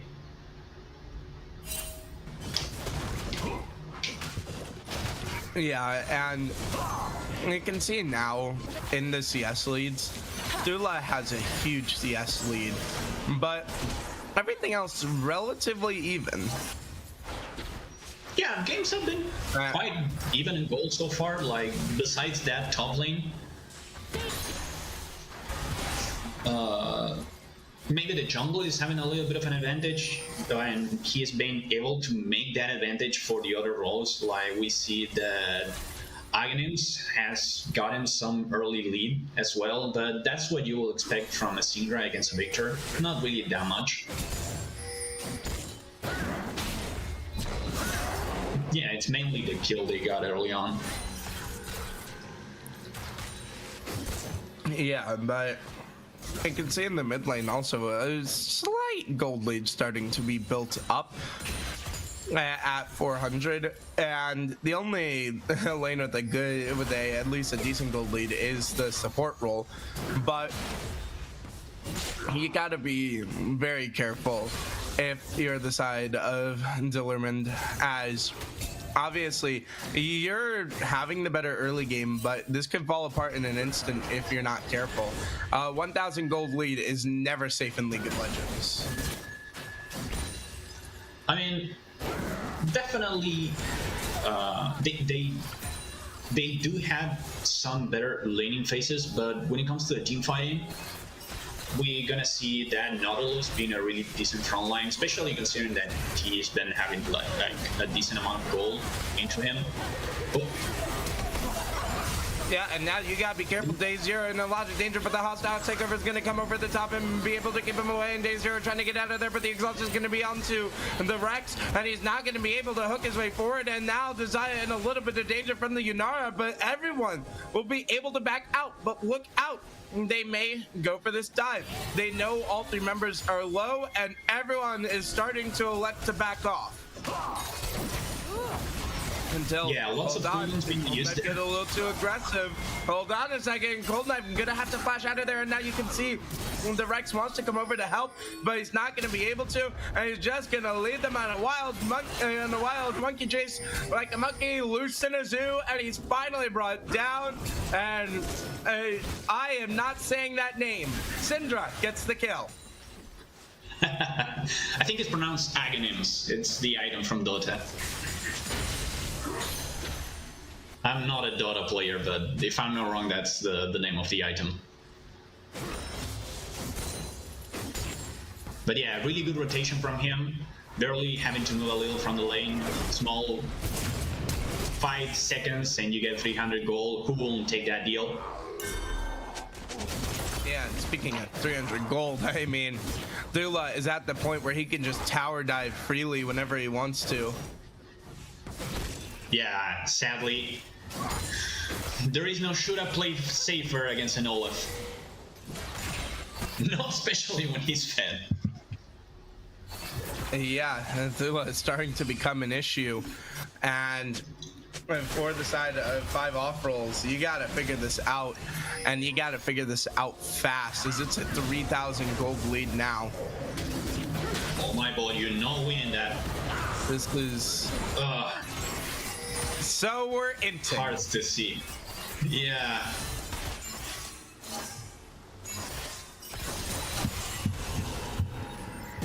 I don't have much to say to that. You're a Wukong. I don't know why we thought we could fight that. He was just monkeying maybe around. 5 off rolls. Yeah, maybe 5 off rolls, just trying to troll a little bit for the fans at home.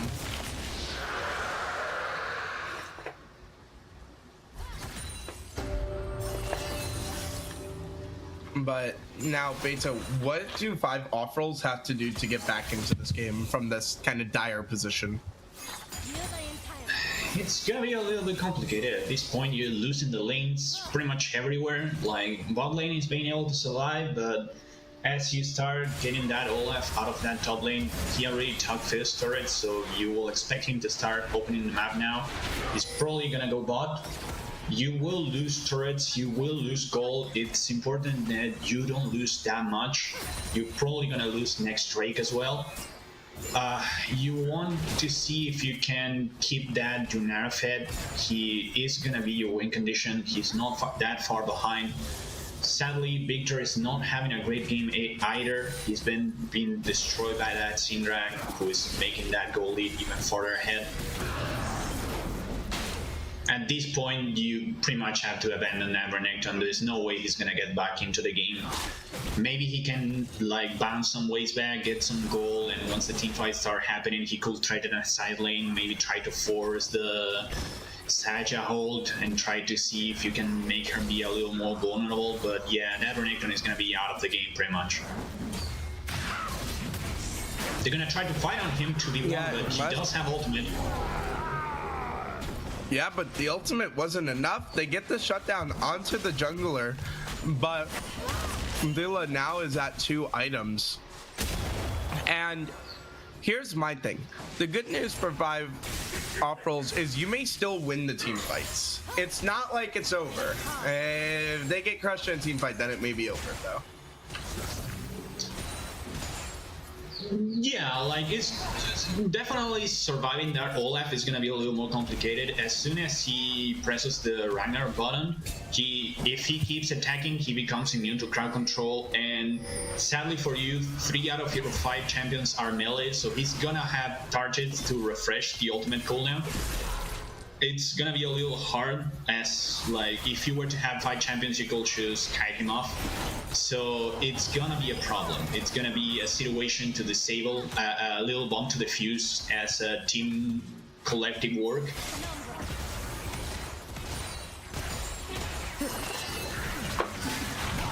Yeah, and now we see a dive in the bot lane, and Mad is just gonna drop, and this Wukong's starting to come online a bit more, and they will also get this turret, and that will be a good amount of gold going over. And you see the lane assignments changing now,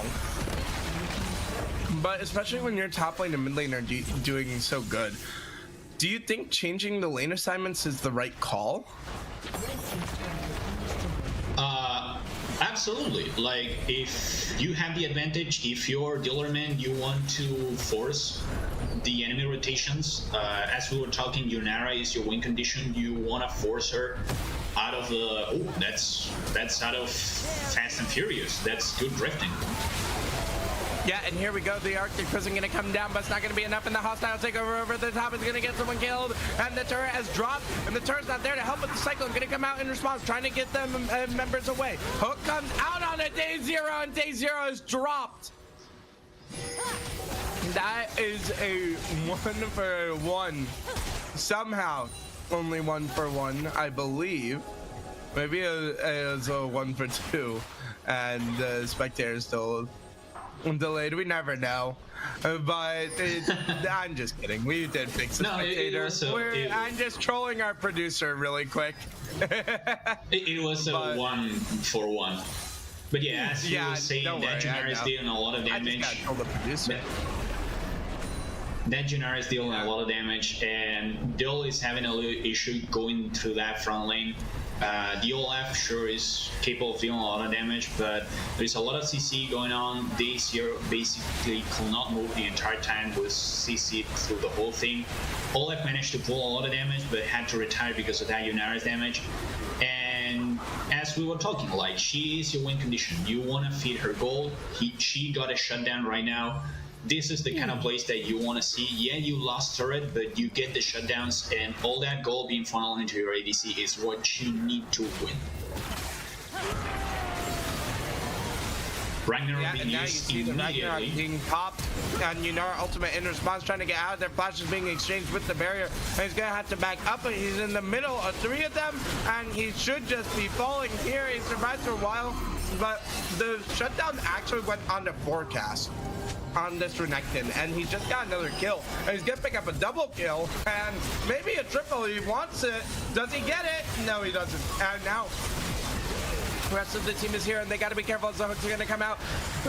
Excuse me, but the freeze will freeze the monkey, and it's gonna be encased in ice. But now a death on the backside. Does he get the bailout? Yes, he does. And another kill goes over, and it's a double for Scepter. Huge bailout from Doctor. I guess the Doctor is in. That's gonna make a lot of difference. As we were talking, they're really good at receiving the initiation. After they lost that bounce back, they were pushing the turret and the hostile takeover, they bailout, the scatter the weak, and all the CC that the Sejuani can apply. It's making a lot of distance. It's causing the whole enemy team to not be able to move, and that's how you win as the IL.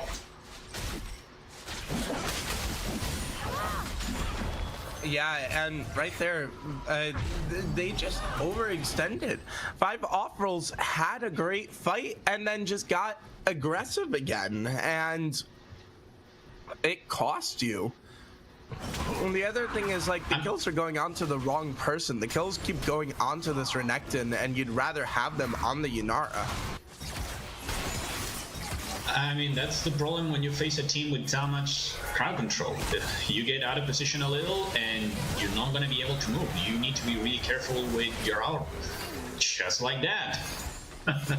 If you overstay a little too much, you get slow, you get CC. Yeah, you're not going to be able to move too much. That's the problem with that team.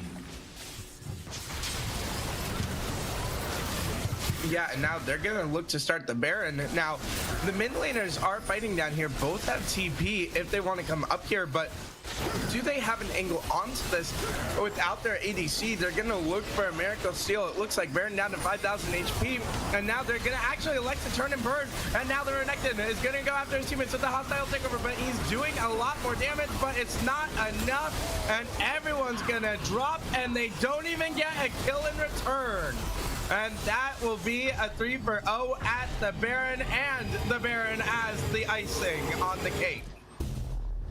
That's a 21-minute Baron, really early on, showing the dominance that Dillerman is having the whole game. You know what? I rooted for them. I wanted them to win, and I feel proud of the performance. They've been doing great the whole game. Yeah, we see how the Yunara got caught out of position, was not expecting the rotation from the Olaf from the jungle. Not much he could have done. And then again, that Wukong was waiting for the smite, but the damage was not there. The team decided to change, swap focus, and go for his team, and he had to jump in too soon. Everybody got destroyed. Yeah, and you can just see there's just not enough damage to deal with the Olaf who's fed out of his mind. And for, oh my god, 5 off rolls. I was gonna say they're running out of hope, and Kios gonna die in the side lane. He is 0-5, and everything is going right for Dillerman. As now you see the fighting again, and St. Pablo in a lot of danger. He's just gonna go down, and the Wukong Gold Knight finally picking up a kill onto the ADC, but the rest of the team is here, and here comes the Olaf, and the depth charge gonna come out, so he tried to keep him off of him, but now just the slows from the Sejuani, and Day Zero's day continues to be that he is the hero, as he will pick up another kill for his team. 4 kills and 9 assists on the Sejuani. And he has been so good for his team, and that might just be the end of the game. Yeah, I want to mention, like, even if she's dying a lot, no, you will need a miracle. But yeah, worth mentioning, even if the Sacha is dying on every fight, the Featherstorm giving her a few seconds of untargetability, and the recall on the Feathers after that for the CC is taking them too long to kill her. And that's just buying so much time that by the time she's dead, yes, you got the ADC, but you lost your own ADC, you lost all of your cooldowns. Like, look at how much she's surviving. She was being focused by 2 people. The entire enemy team is already here. Brutal. It's just absolutely brutal. I mean, I don't know if there is an avenue back into this. So it'd take a massive mistake. And even then, I think with the health bars of Dula and of Day Zero, there's no chance for them to really get that amazing pick and then have a good team fight, because they're just too tanky and they don't have the means to kill them.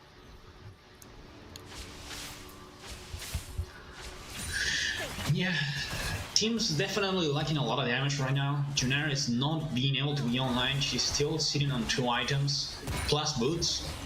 At this point, that Olaf is already sitting on 3 items. Worth mentioning, Sejuani did pick up the new item, the Vandal Pipes, I think it's called. Whereas, even though there is 3 CC heavy champions on, sorry, a 5 overall, we've not seen any kind of support for the ADC other than that locket. So maybe that could have been a little bit of a different build plan, could have helped a little. Yeah, maybe. I mean, there were plenty of things that went wrong in this game, and now you're trying to get a kill as the hostile takeover is a complete whip, but you just don't have the numbers here. You find the ADC, but the scatter of the week is going to help push you back, and there's just nothing you can do. Forecast drops yet again, falling to 3 and 6, and it's just a matter of time until Dillerman ends this one. I mean, what could have done there? You still had the Featherstorm, you still had the bailout, you had to kill that Sasha 3 times for it to be worth it. There's no way they can pull it off at this point, right? It would take a miracle. But if we've learned anything from today and some of the matches in the MiniLCS, sometimes miracles do come true.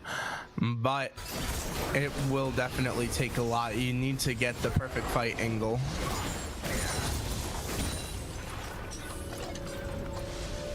Also, we had a Cloud Soul and an Olaf. That's a thing. That is definitely scary, and the next Baron's up in 40 seconds. I think that Dillerman should have been able to take more with their Baron buff last time than they did, but if they get the Baron again, which you can see they're kind of positioning for it, they're making sure to cut off this vision and keep everything closed off. That way they cannot walk into it. And they might have just found their new pet to take home, and they are hunters, as he will have to flash out of there. And you gotta be so careful now. And with this Baron spawning, they're gonna elect to go right for it. I expect them to either rush it or try to bait him in here. I don't think they're gonna elect to back off of this. As you can see, they're leaving a few members behind. They're trying to bait him into it with the threat of them being on it. And now someone finally takes the bait, and they're gonna go right in onto the Rex. And you can see on the backside, they're going in, and the Wukong trying to go all the way in onto the Syndra, and the Renekton going onto the ADC, but there's just not enough damage. Yeah, you got a kill at the other side, but it doesn't matter. You take down the Olaf, but there's too many of us. As you can see, Day Zero charging him down, puts him in the Frozen Cataclysm, and my God, it is just a stomp here in Game 1. Yeah. As we were talking, really hard to come by. You had to face check for the vision, and now they got a free Baron. Second Baron of the game, curiously. Yeah, and you can see here 5 off rolls, just had no clue who they wanted to target. 3 members going all in on the Olaf, and the other 2 couldn't even decide who they wanted in the 2 versus 4. And by the time you kill the Olaf, it's just too late. Your teammates are already dead. Yeah, a really hard team to be face checking with all the ability they have to receive the initiation. Like, you never know when you're gonna be face checking like a hostile takeover. You know, you never know when you're falling for a Sasha's trap.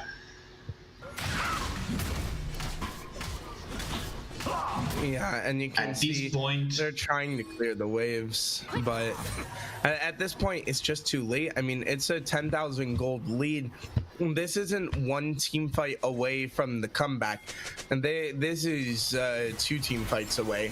Even if you get a 5-man wipe here, there's still the outer tier 2s, and there's still the mid tier 1, and so you're not going to have enough time really to just rush down the base, even if you get the kills. Now the hostile takeover, they do bait that out, but now Kios might have overstepped, and now these two have definitely overstepped. This Cold Knife and the Rex are in a lot of danger, and now they're going to be in the middle of them as the teleport's going to come in. The Renekton is going to try to help out his team, but over on the backside, the Victor's going to be chased down by the Olaf, and no one's coming in, but it's not enough. And now the Renekton just trying to kill this Olaf, and it's not enough. The Wukong spinning around, and he's just dropped. Your performance is not good enough, and Dillerman will look to take this game, and a forfeit will end it. A team with a dream and an ambition, and it paid off greatly. We're never gonna doubt an Olaf again. Never gonna doubt him again. You are damn right about that. But now, for game 2, they're gonna have to pull out something new. I know Day Zero loves his Juani, but now that's gonna be gone. And that game was just, I mean, there's not much to go over. Every lane was just outplayed there, especially in the top lane, and I'd say obviously the mid lane, but I think a big one too was the jungle. And yeah, I don't even want to look at the stats. I want to go to break, as there's just not much to go over there. I mean, that's just a classic stomp. Yeah, that Sejuani was definitely affecting every single lane. Like, as we was saying, she was gonna have a bigger impact on the early levels of the game. On the top lane, that Renekton not respecting the Olaf. As we were saying, like, there are a few champions who can fight an Olaf level 1. Maybe if you're like a Warwick, maybe if you're like one of those GC picks. But Renekton doesn't have damage, doesn't have the sustainability. Olaf can take your armor every time he lands a Q on you. He gains more damage the lower his HP is, and he will trade you gladly. There's not much you can do, and he kept trying to fight him over and over again. He did got, I think, 1 kill, but he died like 5 times for that kill. Yeah, and you can see the goal difference over time. I mean, hey, just from the start, that was bad. I don't have much more to say. I will add, Dillersman bot lane, we were doubting them for the rank they gave us, or I guess it's their official rank. You were saying they were actual gold players. They did an amazing job. They were facing more experienced players. They were caught off guard a few times. They died, I think, once or twice during the laning phase, but nothing out of the ordinary. They were not falling for obvious hooks. They were not falling under baits. They managed to keep the lane pressure. They were even playing the double range against range melee, and they capitalized on it. They were poking the Nautilus out of the lane. They were harassing the Junara out of the lane. An amazing game from them. Like, we were expecting them to have a hard game, and they pull off the weight, no problem. Yeah, I mean, I don't have much more to say. Just full control from Dillerman. We're gonna send it to a break, and we'll see you guys after the break. Yeah.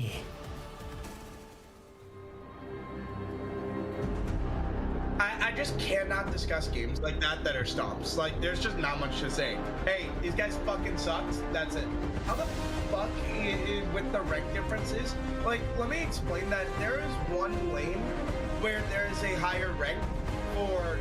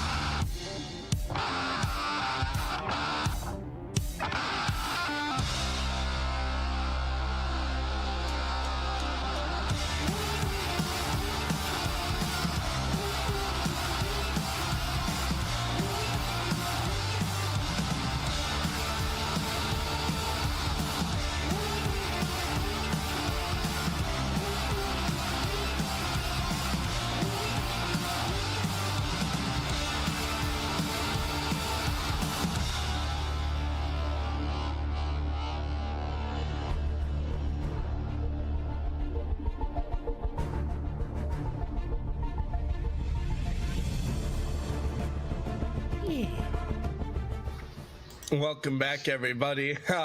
Hopefully you didn't hear what I said at the end of that about a team playing bad. But for Dillerman, that's just a classic stomp. Now, they do have two of their players as higher ranks. There's 2 diamonds compared to 2 plats, and that was actually in the top and mid. So the skill difference definitely was felt there, but it was still maybe not the way we would have expected it to go, and definitely a lot to figure out for 5 off rolls going into this next game. Beto, what could they have done differently to kind of maybe stop the bleeding or not let that original wound happen? I mean, it's a good question. As you said, like, the game was a stomp. What could have done? A thousand things. I'm surprised by the Renekton. I don't know what was happening, if he was having a bad day or what, but like, he kept fighting that Olaf. Yeah, he was getting close the first few times, but every time he kept on dying, the Olaf was full HP at a certain point, and it's like, yeah, I get it. Like, Olaf can become totally immune to crowd control and dive you on the turret. I'm not gonna blame you for those, but even before that, like, you were going for trades that were not really that good. I don't know. I guess what you need at this point is to not have a mental breakdown on the team. You just got stumped. it's a best of 3. You want to be able to keep up the pace. You want to be able to come back on game 2. Whatever happened in game 1 doesn't decide what happens in game 2. So you gotta do that. You gotta keep your mental up. Yeah, and now you've seen Aatrox picked first. Gonna be interesting to see if it's jungle or top, and a Jinx immediately first slammed, and an Amumu, which could go in the jungle or support if picked. But for Vive Uproll, and I'm happy when I see the Jinx immediately, because what it tells me is this is the comp we're going for, is a protect the president comp, and it gives them time to draft accordingly around that. Yeah, definitely. I'm gonna make mention. Last game, the 5-off role was going for the ADC. The Sasha is a tough champion to kill. Jinx doesn't have that luxury. You do have to protect her.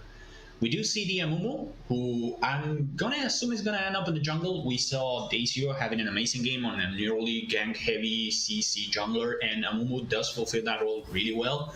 So I will be surprised if we don't get to see that Amumu there. We see the Janna being picked up. As we were saying, protect the president. Janna is really good at protecting the president. You have both the ultimate and the tornadoes, big area denials. And when it comes to overall, we see in hard engage. They saw the Jinx and they're gonna go for it. You see the Diana again, just like last game. You see the Ashe with the enchanted crystal arrow. If you land that on Jinx, she's gonna be in trouble. We started to see the bans. They are a little conventional. I'm surprised to see the Braum on Dillerman being banned. He's not that much of a catch. He usually tends to protect the carry, but you're not that worried about the protection right now. You don't want to be engaged on. Maybe you're a little afraid of poke, so interesting bans there.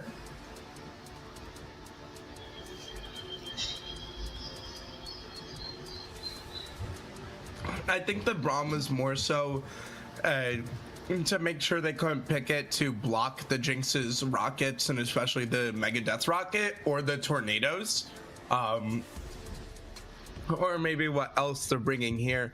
But 5-off role focusing on trying to stop this top lane presence. But what would you like to see these teams round out their drafts with, Beto? Oh, I like the Gnar. Well, Durman is already proposing a switch on their idea. They're going like heavy engage with a front lane, the Amumu and the Gnar. Overall, maybe could try to change what they're doing and go, instead of them being the aggression, them picking something to receive the aggression. Similar to what previous team did on Dillerman. It's a little more complicated because you don't have those champions, you don't have the Renata, you don't have what all you see. The Swain, for example, is a good champion at receiving an initiation. Milia is a good champion at receiving an initiation. He can disengage really well. That's something I do like seeing here. So yeah, off-roll has an angle here to pivot into I poke you and then I jump into you. I would love to see a long-range laner now. Yeah, and what role do you usually like to save for your R5 pick if it was you, Beto? I love to see. Oh, Mel is really good in here. I love that Mel pick.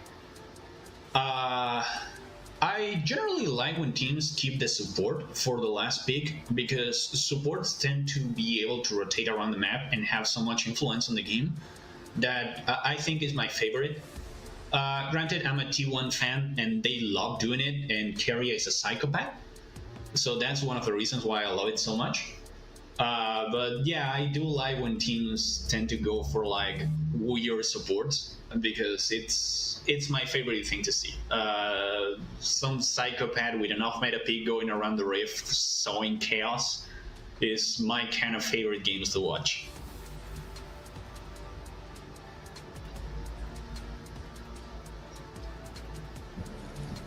Fair enough. And Vigar, last pick. Interesting. I get why you do it. What you're going to tell the Mel is, hey, you have to block something, and you can't block all of it. Between the Vigar ult, the Mega Death Rocket, and the bandage toss, all those things, plenty of things for Mel to reflect back, but she's got to pick and choose. And so you're gonna try to bait out the reflect or fake out the reflect. Say like, oh look, I'll use my ultimate, I'm gonna use it, and then you just kill them with autos or something like that. Now here's the real question. Do you see we gonna witness the cursed reflection on the bandage toss? I think it'll be funny. I think it'll be hilarious. Sucks to see it when you are the Mel player or when the Mel player is on your team, but it's hilarious to see. I wish we get that moment. That's what I'm hoping for here. Because yes, we hate to see good League of Legends, but what is this if it's not a spectacle? It's exactly why I mentioned reflecting the bandage toss. Let's see it. But on a real note, it can also reflect the Janna tornadoes. So I think Mel's a great pick, but she has to be incredibly careful because there's going to be a ton of things that can bait out a reflect. Some of those bans are wrong, guys. Ignore the bans above. But there's plenty of things to reflect. The question is, what are you going to reflect? I would personally save it for the Vigar ultimate, but who knows? Maybe you have to reflect a Mega Death Rocket and then the Vigar ultimate gets you, or something like that. Like, there are plenty of ways this can go. I mean, I don't think you bring here Mel for the reflection itself. Yeah, sure, it's a good tool, but as I was saying, the enemy team is threatening you to engage on you and jump at you. Mel abilities are good at keeping distance. She can work as an artillery mage. So if you can chip out the enemy team, if you can lower their HP bars, that's an angle for the Diana to jump in. That's an angle for the Aatrox to ult with the Overlander, getting the movement speed and start getting all of those resets on every kill. So you want her to play as a more artillery mage, and the reflection is just the cherry on top. It helps her survive, it prevents her from getting killed, as you were saying, with like a Vagrant ultimate, or if Janna does like a really good tornado, you can bounce it back to prevent like a full team CC. But she's here to do damage from afar. That's what you will expect from her. Yeah, fair enough. And I mean, Beto, whose draft do you prefer here? Oh, good question. Both of them bring really unconventional things. We haven't seen an Aatrox in quite a while. I'm a big fan of Aatrox on every time I see it. Amumu is also a champion that is really fun to see because you will go all around the match causing fights everywhere. I do like the Lorman's team a little more. They have good CC that doesn't fail. You press a button, someone gets stunned. You have a late game carry that is going to scale no matter what happens on the Jinx. The Vagar can also work, like he will deal damage, like it's inevitable. No matter if he gets to farm or not, he will start landing all of the abilities on the enemy team and he will gain more stacks of Phenomenal Evil. So I kind of like Dillerman's team a little more. They shown last game that they can pull off good League of Legends. They did make some mistakes, but they were generally really clean. So I will favor their team.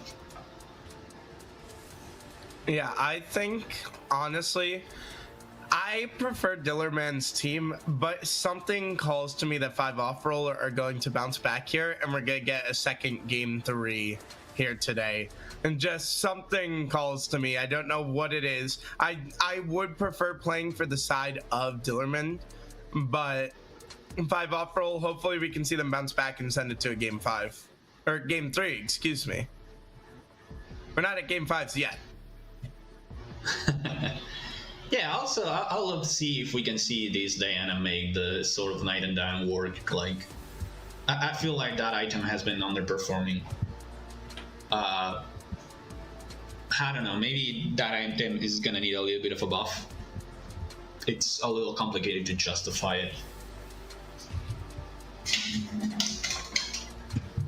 Yeah, I can agree with you there. And what lane are you focusing on for this matchup? I personally think it's going to be the mid lane for me. Between the Mel and the Vigar. Can Vigar scale? Can Mel keep him suppressed? All that. I think that's the big lane to watch. I mean, Also, guys, don't forget to put in your predictions. Real quick, don't forget to put in your predictions, guys. I'm putting 500 on the off-roll bounce back. Come on, let's see some more points put in there. Don't be shy, guys. Come on. We do have two junglers who like to fight, and the mid lane is the closest to every fight ever, so I will expect the mid laners to pick up the pace and be fighting a lot. On the top lane, we do have a range versus melee, so it's gonna be a little harsh on the Aatrox, especially early on before he gets the cooldowns. I will expect him to be a little like on the receiving end on the lane. He can pull it off. I've seen some Aatrox be able to like hard dive on R, but it's gonna be complicated. Yeah.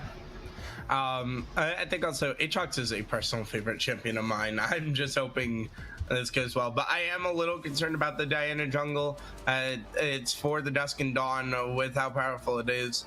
I think the Milia though is a great pick considering you said you wanted some disengage, and obviously the healing is really good, but this is going to be a tough matchup, I think, for either of these teams. Like, both of these compositions obviously have some scary factors to them, like the chompers and the cage kind of able to block you in and cut off your angles. Obviously the Janna ultimate going to push you back, things like that. So your movement's going to be restricted for the side of 5 off roll, but in 4-5 off roll, obviously they have the hard engage, they have the disengage, and they have the reflect. So Dillerman really needs to be careful because at any moment this team can turn on them, disengage. You got to be careful about where you're putting your skill shots, things like that.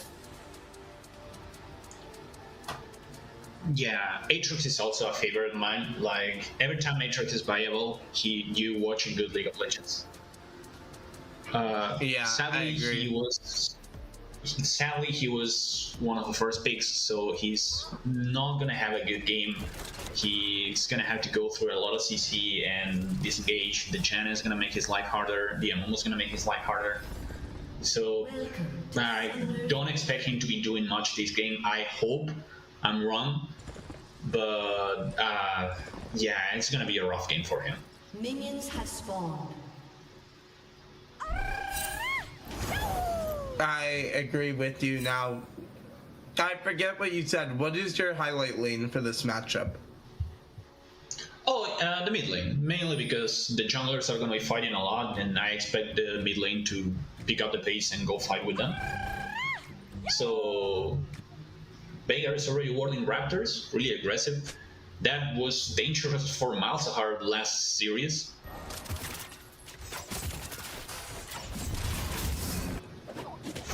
Yes, but it is a game 5, so maybe not as risky of approaches taken like the 5-man stack.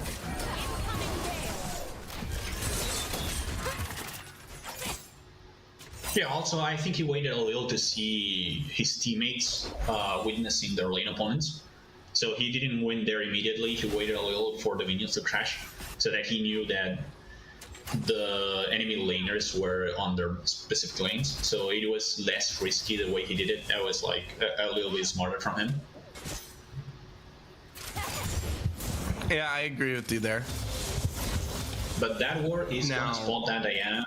They know she's doing the dagger picks right now, and blue team also knows about the position of the Amumu because they got the same ward on the dagger picks from Dillerman. Yeah, so jungler is going to be well known where they're going here and what they're plotting, and the cage obviously going to always be something you gotta watch out for.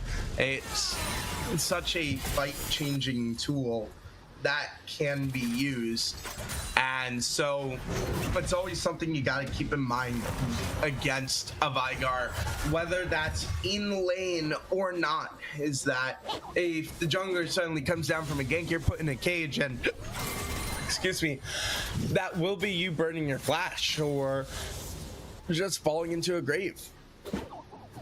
Yeah, that event horizon is going to be huge, especially because pretty much every champion in 5-for-all is a champion that needs to walk towards you or do a short dash, and Veigar's cage is really good at that. We see Forecast doing an amazing job against Tuled this game. Tuled doesn't seem as confident on the Gnar as he was on the Olaf. He's gonna die on that dive, but he's gonna get the kill back on Forecast. This is gonna benefit him a little because he's ahead on farm. So Forecast is gonna lose a few minions for it, but it's not gonna be a big deal for either. No, it's not. It's teleport. Oh, right. There's teleport difference. I Some forgot. top With the new laners still changes, like to every bring top laner- teleport. Yeah, with the new changes, Yeah, and every speaking of it's a free cage teleport. ganks in the mid lane, hold on a second, as the Diana's here, and the cage gank in the mid lane didn't go the way they wanted it to, and now the Day0 are going to be in a lot of danger, and he's going to be the dropping here to Cold Knife. But I was going to say, in the top lane, I was going to say it's not worth it, considering the flash is burned.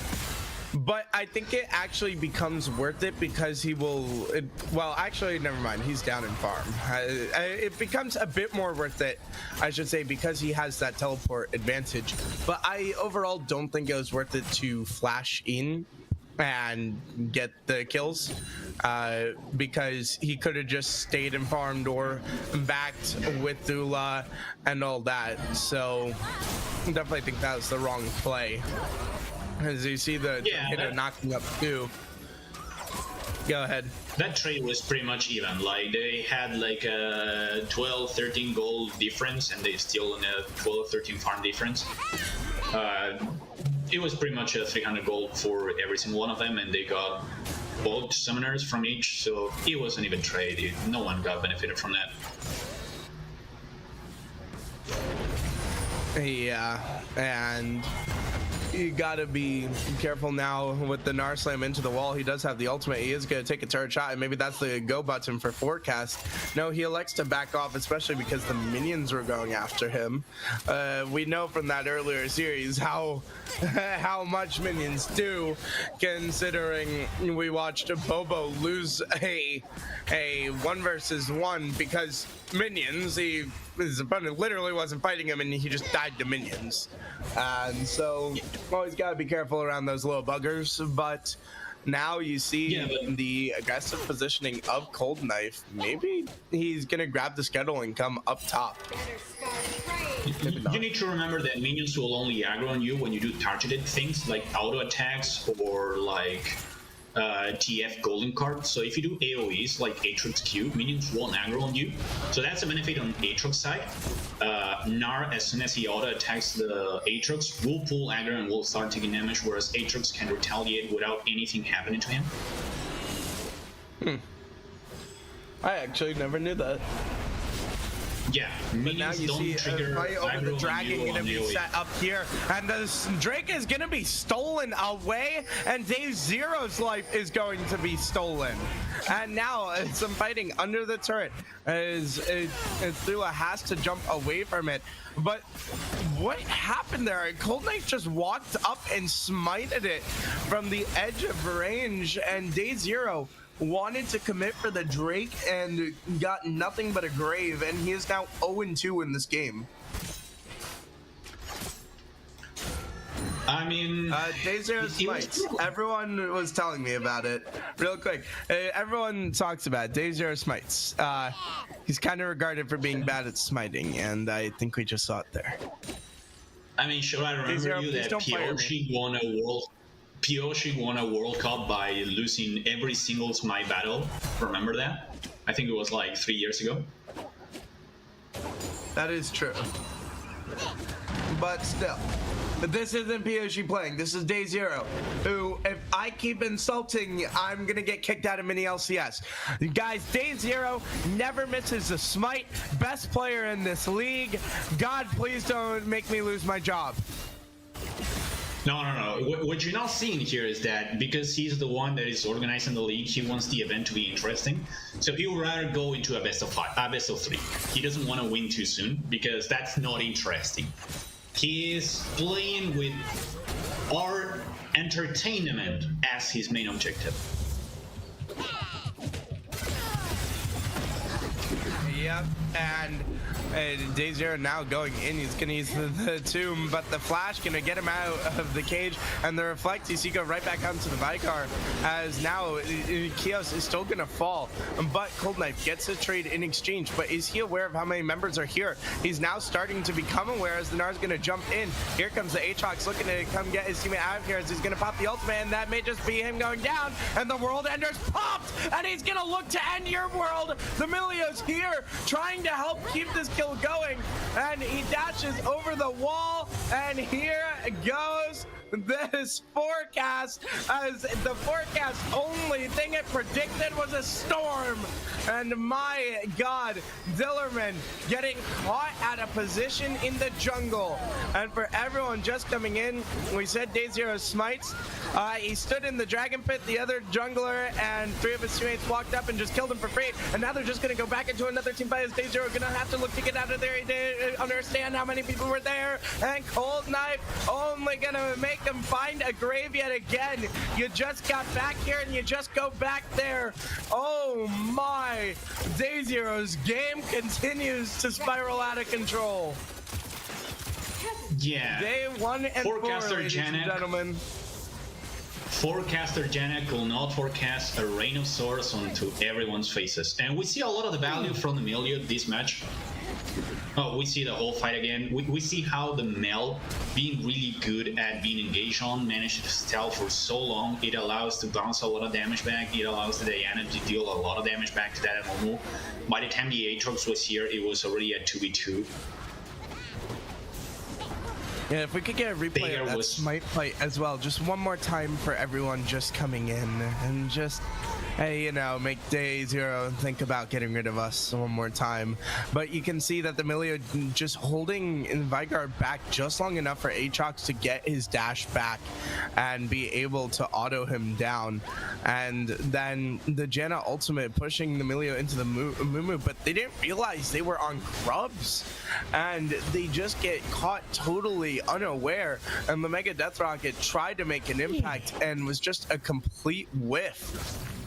And if we have a replay of the smite play at the Dragon, that'd be great to see. But Day Zero definitely setting a record, dying twice in one fight. I mean, ladies and gentlemen, how many of you guys can say you've died twice in one fight? Day Zero is just looking to set the record. Don't give him too much shit for it. I'm a Pantheon main. I'm a professional. I die, I go back, I die again. Yeah, and now you see the trading in the top lane. The Gnar ult comes out, but Cold Knife is here, and with the ultimate pulls him back to a grave. And Forecast is now 4-1 on this Aatrox. You said this would be a rough game for him, and we said we had our concerns about the Diana, but they're a combined 7-1. Yeah, they're definitely pulling off the weight. Like, we were expecting them to be fighting a lot. The Aatrox had an amazing matchup on the Gnar. Tula doesn't seem to be as comfortable as he was in the Olaf. You will normally expect the Gnar to be more poke oriented. He's been going all in, and it's not working so hard for him. He's been misjudging his damage a little bit. We get to see Day Zero not missing this might now. The frozen arrow is going to land onto the Vigar and keep him out of the fight, and the Mega Death Rocket just doesn't do enough damage, and suddenly 2 members are dead, and there's the Mel ultimate, and everyone drops for Dillerman.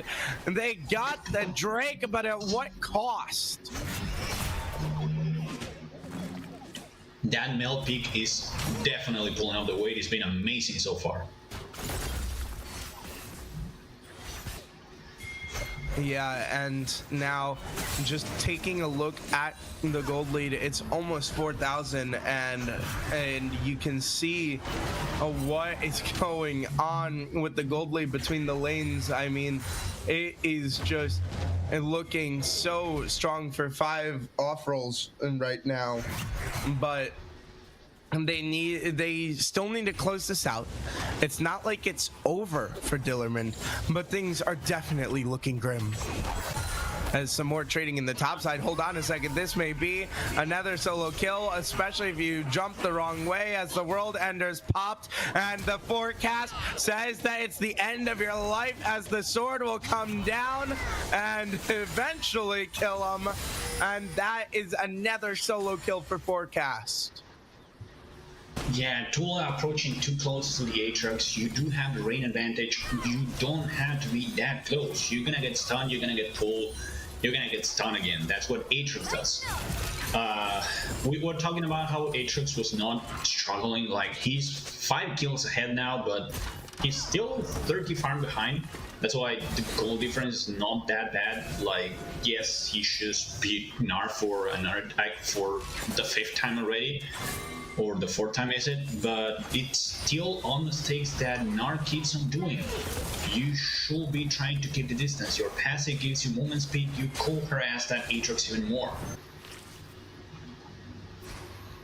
Yeah, and at this point with the Aatrox so fed, you should not be looking to fight. But now you see aggressive positioning towards the bot side. They're gonna look for a 4-man gank, but I think they're aware of this. They're asking where the mid laner is, and so I think they're aware at least somewhat. If we could take a look at the bot lane, you can see the positioning. They do not want to step up. They are aware of what's going on, and now they're gonna position for the full send in the bot side, but over in the top side, they're gonna full send it onto the Gnar, and now they know that the teammates are not here, and they're going to get the shutdown onto the Ashe, and all it took was 4 members, and this Gnar is still trying to run away, but you can see him getting chased down, and the flash from Cold Knife will end your life. But I don't know how worth it is to send the 4 members down there, because look at all they get back. They did get a kill back, and they should get multiple plates out of this, if not a tower in the top side. Both teams agreeing that it's time to kill a particular lane in the map. In the case of 5 overall, it was time to kill Tula. In the case of Dormant, it was time to kill St. Pablo, and they both decided it was time. Kills did gain a few plays in the mid lane, so it was a little goal beneficial for them. But you could talk about how opening the bot lane is better than opening the top lane because of the Drake. We see how Fly-Off is getting hurled right now, which is gonna help them opening one of those lanes. So the turret difference is gonna be getting bigger anytime soon. Yeah, and now for Dillerman, I mean, they've stopped the bleeding, but what's the key to getting back into this one? It is a Chemtech Soul, and the Drakes are split 1-1, but the next one spawns in 35 seconds, and against things like a Vigar and an Amumu and a Janna, that tenacity is going to be really helpful. And so what is the key to getting back into this one for Dillerman? I mean, you do have the better scaling. Eventually, Veigar is gonna outskill Mel. Eventually, Jinx is gonna outskill the Ashe. So, not rushing things would be ideal. Also, if you engage really hard with the Amumu, if you go forward too fast, you're gonna fall into the melee, you're gonna fall into the Mel. Maybe you will like to see the Gnar rotating to see a flanking position in a teamfight, so the enemy team has to split their attention into 2 different fronts. That will be ideal, and that will prevent Mel from chunking your entire team. Yeah, and now a flash from the Mel. Not going to be able to find a zero with the root, but now the Diana going in and taking chunks out of them. Chomper's trying to cut off the angle, but the angle wasn't good enough, and this should be the mid-tier one falling. Do they want to look for an angle onto this? You have Vigar here, but they're going to elect not to, as Scepter's cage couldn't do enough. And the good news is you do get a turret back in the top side, but now 5 off roll have that second Drake for the Drake stacking, and you can see the campfire kind of negate the damage there. But look at the vision as well. There's so much vision on this bot side for 5 off roll. Yeah, Durnan has been trying to clean that vision. So far, you see 3 oracles. And none of them have a low score vision. Like, they've been cleaning wards the whole time. But it's been a diligent effort in between the whole team. New changes should be come soon. Support should be completing the quest in about like 1 or 2 more minutes, which will allow them to get the new control wards cheaper. That's a change that they implemented for supports in the last patch. So that's gonna help their economy. We're gonna see more items on the support roles.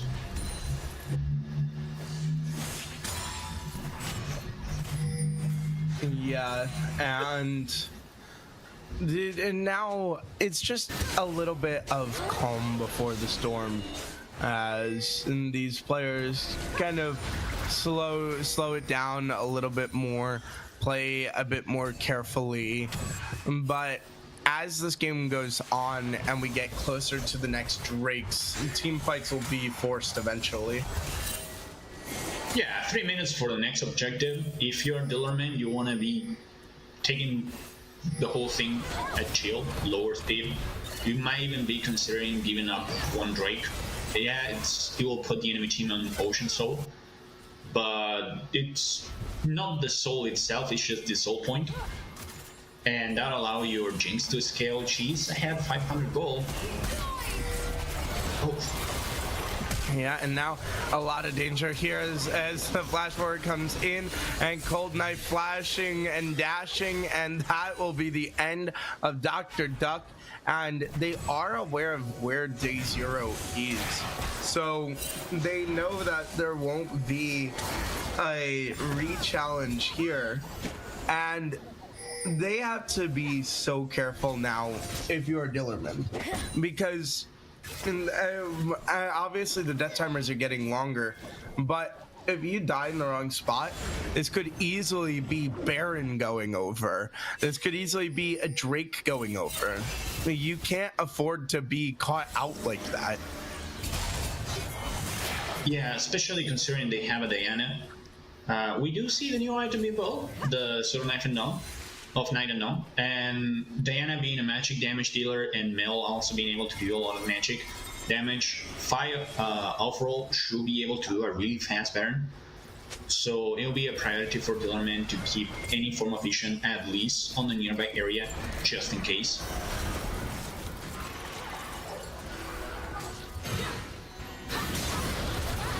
You do see Shelly summoned up in the mid lane, but now you got to be careful as Daisy's going to go all the way in and use his ultimate, but isn't it enough as the Diana popping the ultimate in response, trying to get out of there, but Daisy are going to look to chase him down, but going to opt not to go in as the rest of the team is going to be arriving, and now you can see the Mel has arrived and the reflect is big, and Dr. Duck is down, but now they're completely surrounded, and you see the teleport finally coming in, and here is Forecast. World Ender going to be popped, and now Thule is going to be in a lot of danger, and he's not going to be able to get out of there. Spectre barely able to get out, but the only one to get out for his team, as it's a 4-for-1, and this should be the Baron going over as well, and they look like they are going to go for it. The pings are out onto it after taking the mid-tier 2. Yeah, really rough to see it from Dillerman. Again, really interesting. Both teams understanding that Jinx is the win condition for Dillerman. So as soon as that Diana was low on HP, Jinx rush, try to secure the kill, get the passive, get excited, the movement speed, the attack speed. 5 off did what they could to protect that Diana, and it worked. The Jinx ended up out of position, she got killed, and not being able to get the resets. Now we get to see a little bit of advantage. Please smite, please smite. Oh my god. Oh, that bigger Q almost stole it. Yeah, and now you see that that Kios trapped in the middle. I'm gonna have to flash out after a little bit of dancing, but the gold lead is 5.7k. Now you will be handing over the Drake here, but it's a small price to pay, especially considering, remember, they got that Drake earlier, and this is why I say getting early Drakes is so important. Because now, instead of being forced to show up to the Drake fights, you don't have to be there, but you can see the Diana going all the way in onto the Jinx, and DayZero's response was really good, but then just a little overzealous here as they went in, and DayZero going to back off, but it's actually the fruits keeping Diana alive, and then the Ashe was there, and yes, they're trapped in the middle, but Diana's healed enough health to get back into the fight. Aatrox has joined, and you were just fighting a war on two fronts. And ladies and gentlemen, if you know your history, you know that doesn't work. Yeah, again, Jinx going for that passive of get excited. If you are in gold behind, that passive itself is worth so much gold that that disadvantage is barely noticeable. You're gonna try to do a tower dive on Tulane. He gets tanky and he has the Mega Gnar. Yeah, but it's just not enough. The health bars are too big for the turret, and the turret's gonna fall. And this is the other thing, is that there's a lot of standing gold on the map for 5-off rolls in the form of all these turrets. You saw them take the tier 2 and mid earlier. They're taking the tier 2 and bot. And so if all these turrets are already down, it'll be a little better for Dillerman because it's less gold going over, but that's the problem, is that they've built this gold lead without having to take a bunch of turrets, and you see now that their pockets are just getting deeper. I mean, yes, but let's be real. It's a 6,000 gold lead on a team that you have an Amomo, so you don't care if you're that far behind. The Veigar passive itself is worth a lot of gold. Jinx, when she procs the passive, she gains so much gold advantage. Oh, that Veigar could have completed the recall there. He canceled out of fear, and it's gonna cost him his life. He's gonna stall He's just up, gonna though. try to make He's gonna gain as much. sprint for it. Yeah. Farm a little bit of the passive again. But yeah. And you also have the shutdowns. Like, that Diana's walking around with 1,000 gold shutdown on her head. If they get that kill, if Jinx gets that kill, that will be huge. Yep, but the problem is the Jinx hasn't had a kill. And the other thing is that even if you do get that kill, these are still members that can just dive right onto you. With the Diana, with the Aatrox, the Mel can become scary when you fire that Mega Death Rocket, and you have to be careful. The problem is you're down all this gold, and yes, you have some ways to kind of make amends for it, but it's not guaranteed to be enough, as DayZero trying to get his top laner out of there, but there's the rest of the team, and the Mel W misses, but you can see the solar snare, or the solar flare, gonna do a lot of damage. And that's just DayZero gone again. I mean, he's 1-7. In Rocket League, we call a 1-7 scoreline of Brazil, and DayZero is definitely taking a trip to Brazil. With the way this game has gone, it hasn't looked good for him or his team.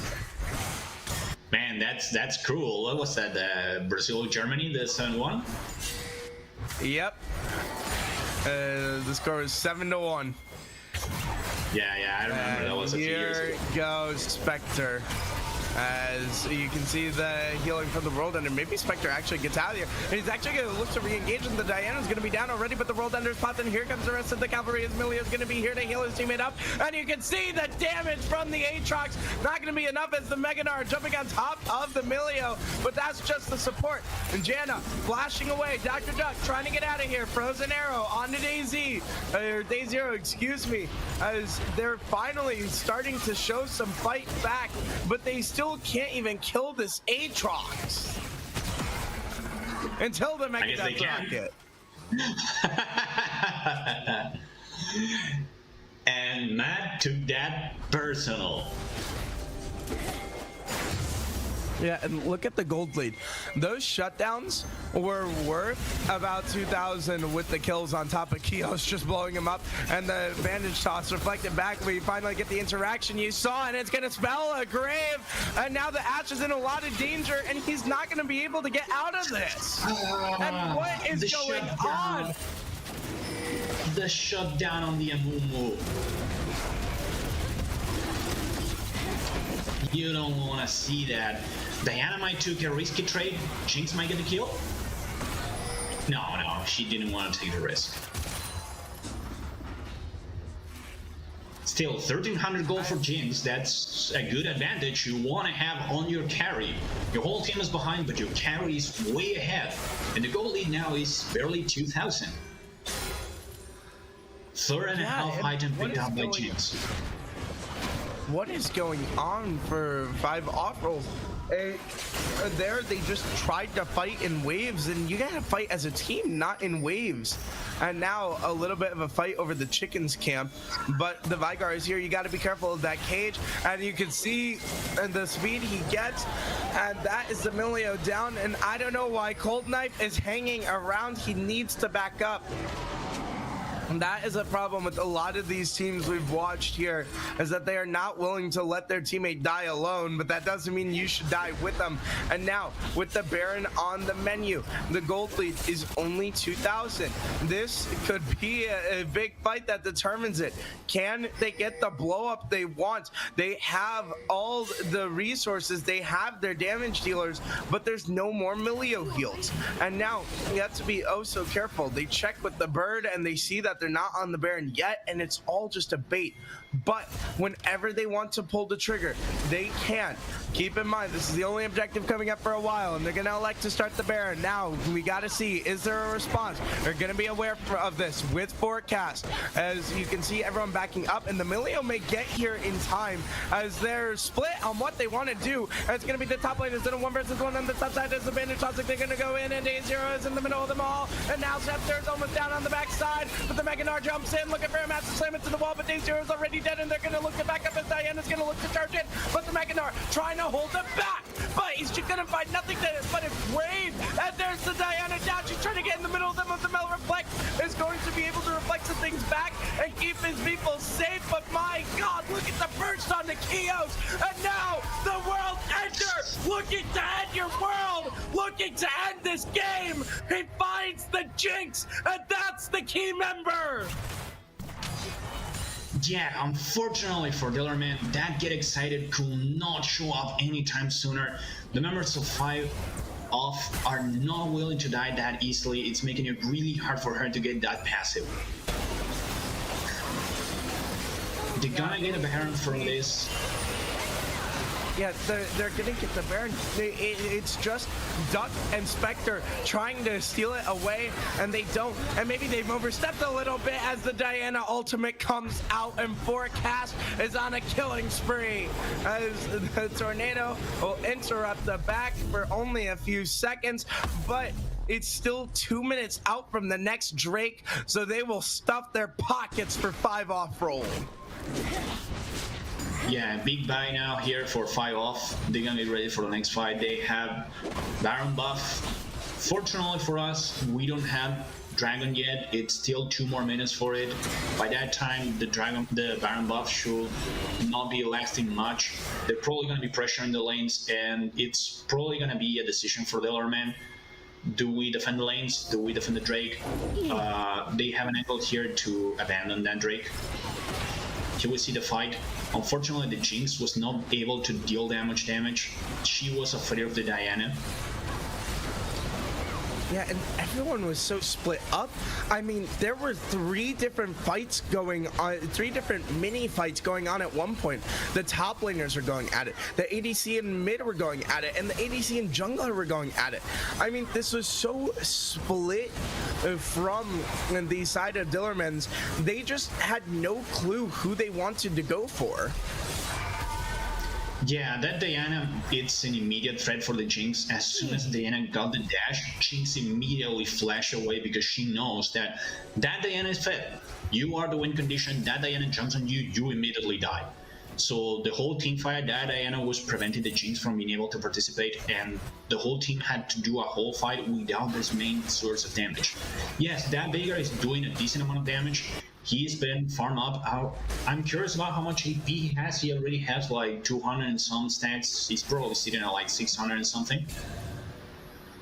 But it's not enough. You cannot do this. How much? 269. For those who are new to the overlay, if you look at the top right of a character's face card, you can see the number of stacks they have on a passive. Oh, no. I was curious about his total AP, not the passive. Oh, sorry. He's 730. I was a little short. But yeah, they have to abandon this trade. There's no way they can contest it. If they decide to go for the Drake, somebody's going to do a split with the Baron buff and it's going to take down the whole base. Too risky for you to do it. They might get a turret in exchange here. The whole team from 5 off is going to respond, but the new crystal buff, it means that the turret is out immediately. Yeah, and now they gotta be oh so careful if you're Dillerman, because you have time until objectives are back up, but these death timers are going to be so long now that it could spell defeat. And it's a 4,000 gold lead. You've proven you can start to come back in this one if you catch in 5 off rolls being a bit too aggressive. Speaking of aggression, do we see a bit much aggression here? The back did come through, so they cannot elect to fight it, especially without knowledge of where the backup is. But you see, they want to take this top tier too, and the Aatrox is going to go in, and he's going to pop the World Ender. And now there's only 3 members here. Day Zero trying to get out of there, but they found the Jinx, and the ultimates are going to be popped left and right, as the Jinx is going to be the only one getting popped. And that's your AD carry down. Kios gonna be exploded. He's out of this fight, but the base is gonna start to go down. There's gonna be a bit of cross mapping from Thula, looking to get some gold back in the mid lane. But the problem is now they need to hold this, and they will for now, as they don't have a wave with them. But with the wave arriving, this may be an opportunity for them to go back, and someone has to answer Thula. And now they have to be careful as they're gonna look for this kill onto the Diana. Cold Knife has been left alone. Can he get out of here? He's gonna go on a wild goose hunt, and he's just gonna go into the cage. Yeah, you ran out of the Jinx, but as I was saying, Aghanim still has a good amount of damage. He ramped out a lot of AP. You get the tier boots that give you the percentage penetration. He's definitely really well fed. He can pull off a lot of damage, and he does have a lot of weight clear, which was shown there. Like, they could not pressure that turret as long as he was there. That gave Tula the chance to pressure the turret himself on mid. He didn't manage to get the turret down, but he got like 60-80% of the turret HP with him, and not even dying himself. He was barely he was totally capable of walking away, so that was a really good comeback from that really hard situation from Bellman. They still lose a turret, but that was pretty much it. They almost traded it back. Yeah, and I'd like to point out the gold lead. It's only 1.5k now, somehow, and we're still 2 minutes out from the Drake. And even with all the standing gold that they could have gotten, you can see the gold graph. It's been going down. It's been dropping. Dilmond are starting to get back into this game. And when I see a gold lead that's under 2,000, I think it's still just one proper team fight away from a huge swing. And with the Baron spawning and with the soul point fight being up in a minute and 30, this can go either way. The question is, how do these teams want to handle this? Do you want to handshake the objectives? Do you want to try to fight and not let them get a single one? I mean, you can see everyone positioning and the pings coming out. and things are going to explode momentarily if these teams aren't careful. Five off roll wants the Baron. The problem is you're leaving an angle to the Drake, and you can see now the Mel trapped in the cage, and down goes Chaos. Chaos is down, and that's one of your big damage dealers, and that's the go button. The Rex is gonna be down next, and now they're gonna turn onto the Diana, but Day0's getting burned, and down goes the Diana still, and oh no, you gotta be careful, and you weren't careful enough, and Dillerman might have just fought their way back into this game. Absolutely amazing participation from Agnims. He got the Cosmic Drake, giving him a bunch of CDR for the Event Horizon, getting all those CCs. He trapped the Mel inside of the cage, got him down. Not only that, you got to see that Diana face plant into the second Event Horizon as soon as it was off cooldown, protecting the Jinx, getting the team fight, and it's gonna be game. It's just gonna be game. Chaos, the only one coming back up in the nick of time along with Rex, and that is it. Dillerman fight back from the depths, and they take this series 2-0.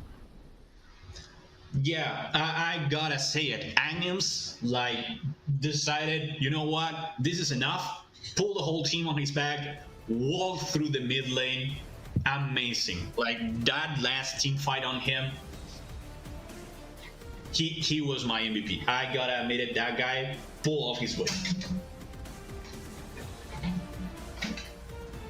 Yeah, and my god, I mean, what a series. Dillerman, I mean, it didn't look good in the second game, but you managed to bring it back, and I can't even find the words to say.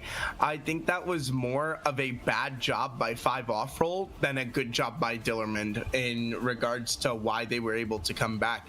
I mean, 5 off roll, just they have these huge leads and then they didn't fight like a team. Every time they fought like a team in game 2, they were able to win, but they kept having moments where they weren't fighting like teams. They were split up, and you saw what happened.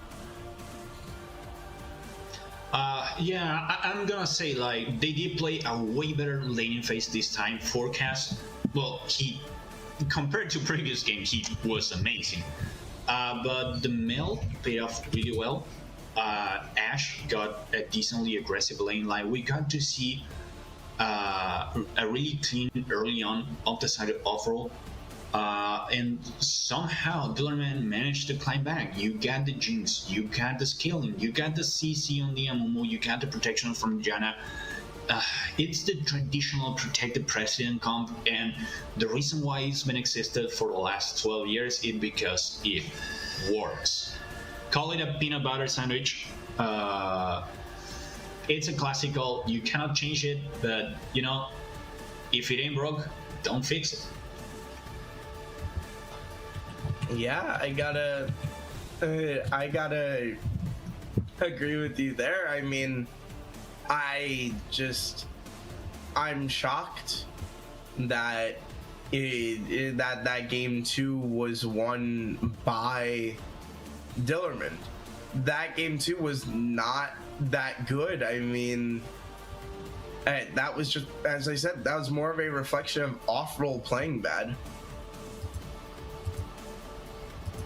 Yeah, unfortunately for off-roll, even if they had like an amazing start, they did make some mistakes, and Dillerman was really good at capitalizing on them. The game could have been won. Like, they had a lot of opportunities to pull it off. That final Baron before the Drake, they decided to commit 5 people to the Drake. No one was splitting. Even if they had an Aatrox who was really ahead and could have like threatened a silent or something, they traded that Drake and they lost a turret in exchange. Like, every time they were doing something, they were like letting a turret alone, and they were losing something in exchange. And that was really good from Dillerman's side. Like, for example, when they got the engage on the Jinx on the turret, they got to kill her, and the Gnar was taking down the mid lane. You gotta kill in a turret, but in exchange, your mid lane got caught out of position, they got a kill back, and you almost lose a turret yourself. In fact, you almost lose a Nexus turret in exchange for a tier 2. Dillerman was really good at pulling all of those comebacks, and as you was said, yeah, 5 overall was making a lot of mistakes here and there, but kudos for Dillerman. They were like taking advantage of them, pulling the game back from the grave. Yeah, and I mean, the Forecast had such a great game. It's a shame it was a waste because I don't think like he was the only reason they were winning that game. I think the team played a great game for the first half of the game, and then it just all fell apart. Yeah, he was given a losing lane and managed to pull it off so good. Like, it's sad to see that outcome.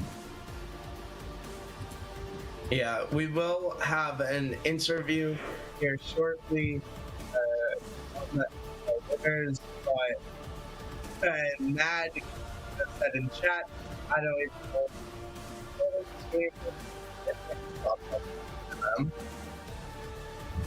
I didn't even is leaning back. Mad said that his mid laner did not know what they were building. I didn't even look at what they were building, but I mean, that was just disappointing. And now we're going to bring in, I think it's Day Zero from the side of, from the winner side. Dillerman, I'm just shocked. Day Zero. First off, big question everyone's got to ask. First off, thank you so much for coming on. Second of all, what was that first dragon fight in game 2? Hey. I have a reputation to uphold here as someone who can't land smite. And that dragon was on 598 when fucking Cold Knife came in, right? So, like, there was maybe like a second or so. You should have gotten it on 599, Mr. Jungler. Come on. Holding up a reputation. You're a dickhead. Yeah! For everyone that missed it, we can take a great look at Day Zero. Zach went down to 561. 561, and then you caught nothing but a grave. Oh my god, Day Zero. You know what, guys? I'm going to be replacing Day Zero. Come on, Bronze Jungler from NA. Woo! Shout out for Jungler. But let's talk about the Sejuani in game 1. That was clean, right? I did okay. That's Sejuani. Also, having a good game, we had to turn a blind eye. I didn't see it. So it's like that, is it?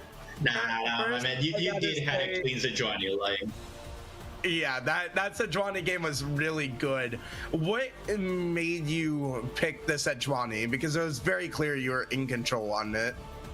So we had a really good plan for game 1, and then 5 off-roll didn't actually do what the plan was. So big shout out to our support, Dr. Duck. He drafted, he had the whole prep for everything. I didn't even need to say anything. I was just like, who am I playing, Chief? But like, so essentially 5 off-roll, their jungler is their star player, and he's very well known for playing Rengar. So we were like, oh, we're gonna leave Rengar up, and we're gonna try and bait them into picking it and pick like a heavy disengage comp, right? So that's why we first picked Xayah, because it's super easy to avoid the Rengar with that, right? With the ultimate. That's and we had all of the kind of defensive picks to try and keep him safe, like Renato. We had with the Sejuani, right? I can lock down the Rengar if it jumps on anyone. And then we were like, oh, for game 2, maybe they bring out the Rengar. Now we've lost all of these picks, so we're gonna kind of do the same thing, but like a little worse, because obviously all of our best picks are out for that kind of comp. And then they went Diana, who's kind of one of the de facto best junglers on the patch, and just shat on me. So that was fun. But yeah. Shout out Cold Knife, guys, insane. Fair enough now. I mean, the first game, I think it was I gotta admit the composition was clean. The composition was what, sorry? The first game, the composition was clean. Like you went for a disengage, they played into your composition, and it worked perfectly. Like the Renata had really good moments, you had really good moments. The Sasha didn't manage to shine that much because she was getting focused all the time. But every time she was being focused, like you had the Feather Storm, you had the Renata bailout, yeah, the drifting on the Earl. That was a really fun. Yeah. In the voice comms, our support was like, pop it top and we'll get tier 2 top. And then by the time I arrived top lane, it was already dead. So we're like, alright, fuck it, we just drifted. I can drift that, 100%. And then the team fight that happened afterwards was not the worst, but not the cleanest. Not the cleanest. That fucking hook was a day zero. That popped me in the chat. I was like, what? Max range hook by the Rex is a joke right there, but you know. But we do gotta ask, obviously game 2 was really rough. You guys did not have control most of the game. You then started mounting a comeback and then immediately lost it. What were you guys saying in the comms to kind of bring that one back? What was the mental like? What was the game plan to bring that back from what was, an 8,000 gold deficit? Was it? Jesus Christ. Well, for one, we didn't realize how big the gold deficit was. 8,000. Okay. Between 5,000 I can believe. 8,000 sounds a lot higher than I thought it was. But yeah, the logic was like all of the gold that they had was for the. Oh, gone. No, on the team fight where the Jinx went for the Diana and Diana healed herself with the plants. After that, you were at like a 7,000 deficit. Like after that team fight, crazy. You were like really far behind. It was terrible, and you guys brought it back. So what was like the game plan like? What was the comms like? Are you guys like saying like, hey, calm down, deep breath? Do you guys like cook up a little plan, maybe a trap? Because obviously you guys kept catching them in these split positions. Now I think it was very reflective of 5 off roll where they kept splitting the fights, but you guys made sure it stayed a split fight. What was that like trying to make that comeback? So I think in terms of comms, everyone in the team was pretty chill. I don't think anyone kind of lost their cool when we were in the game and we were losing. We kept reminding ourselves like, okay, all the money is on Diana, and Janna is literally, we've solely picked Janna to prevent Diana from getting on 21, right? So as long as she doesn't die before she can use her abilities, it's going to be really hard for Diana to be able to kill certain targets on our team. And we have the hyper carry and the Jinx, so it's like when Jinx got 3 items, it's like, okay, well, we can trust that we can put Mass in the back, we can make sure Diana never gets onto him, and then we should just win, right? But then obviously we got massively behind, and it was kind of hard to execute that plan. And I think the only major reason we came back was, I mean, partially because we kept our cool, but then also because, like you mentioned, there was multiple times where 5 off roll would have like one person in a side lane, and we were like, all right, let's send 4 people to go and fuck that person while they get Drake. And you know, and we were able to get a couple Drakes that we shouldn't have got, that were a little bit criminal, and so that delayed the game long enough for us to get the items on the Veigar, on the Jinx. And then also there was one really elongated fight around Baron where we were 4-man and they couldn't commit to killing us. Like they just didn't jump in. And so we kind of did this little dance while Gnar was able to get massive gold from pushing mid. And I think it's just like small things like that where we were able to kind of shut the gold lead. And then the last fight, if I remember correctly, was just me landing on the Milio with a bandage toss, and then Ash had to immediately flash out, and I hit him with Curse of the Sad Mummy. And from when he was dead, it was like, this is now their carries aren't safe, and we can push on them. And even on this fight, Veigar got Nevento Horizon on the Diana as soon as he dashed. Just when she was dashing on the Jinx, that got her out of the combat. Like that was like the moment that Cage won the game. Yeah, and the funny thing is, I don't know how long this replay goes. Right after that play, we have split calls because some of us were saying, do the Baron, and then other people were like, I swear we could just end. And then we were like, all right, let's try to end. Yeah, try to end, and if we fail, then it is what it is. But you know, and then obviously as we saw, it worked out. You're like the guys who failed against Tuba. Hey, well, we won.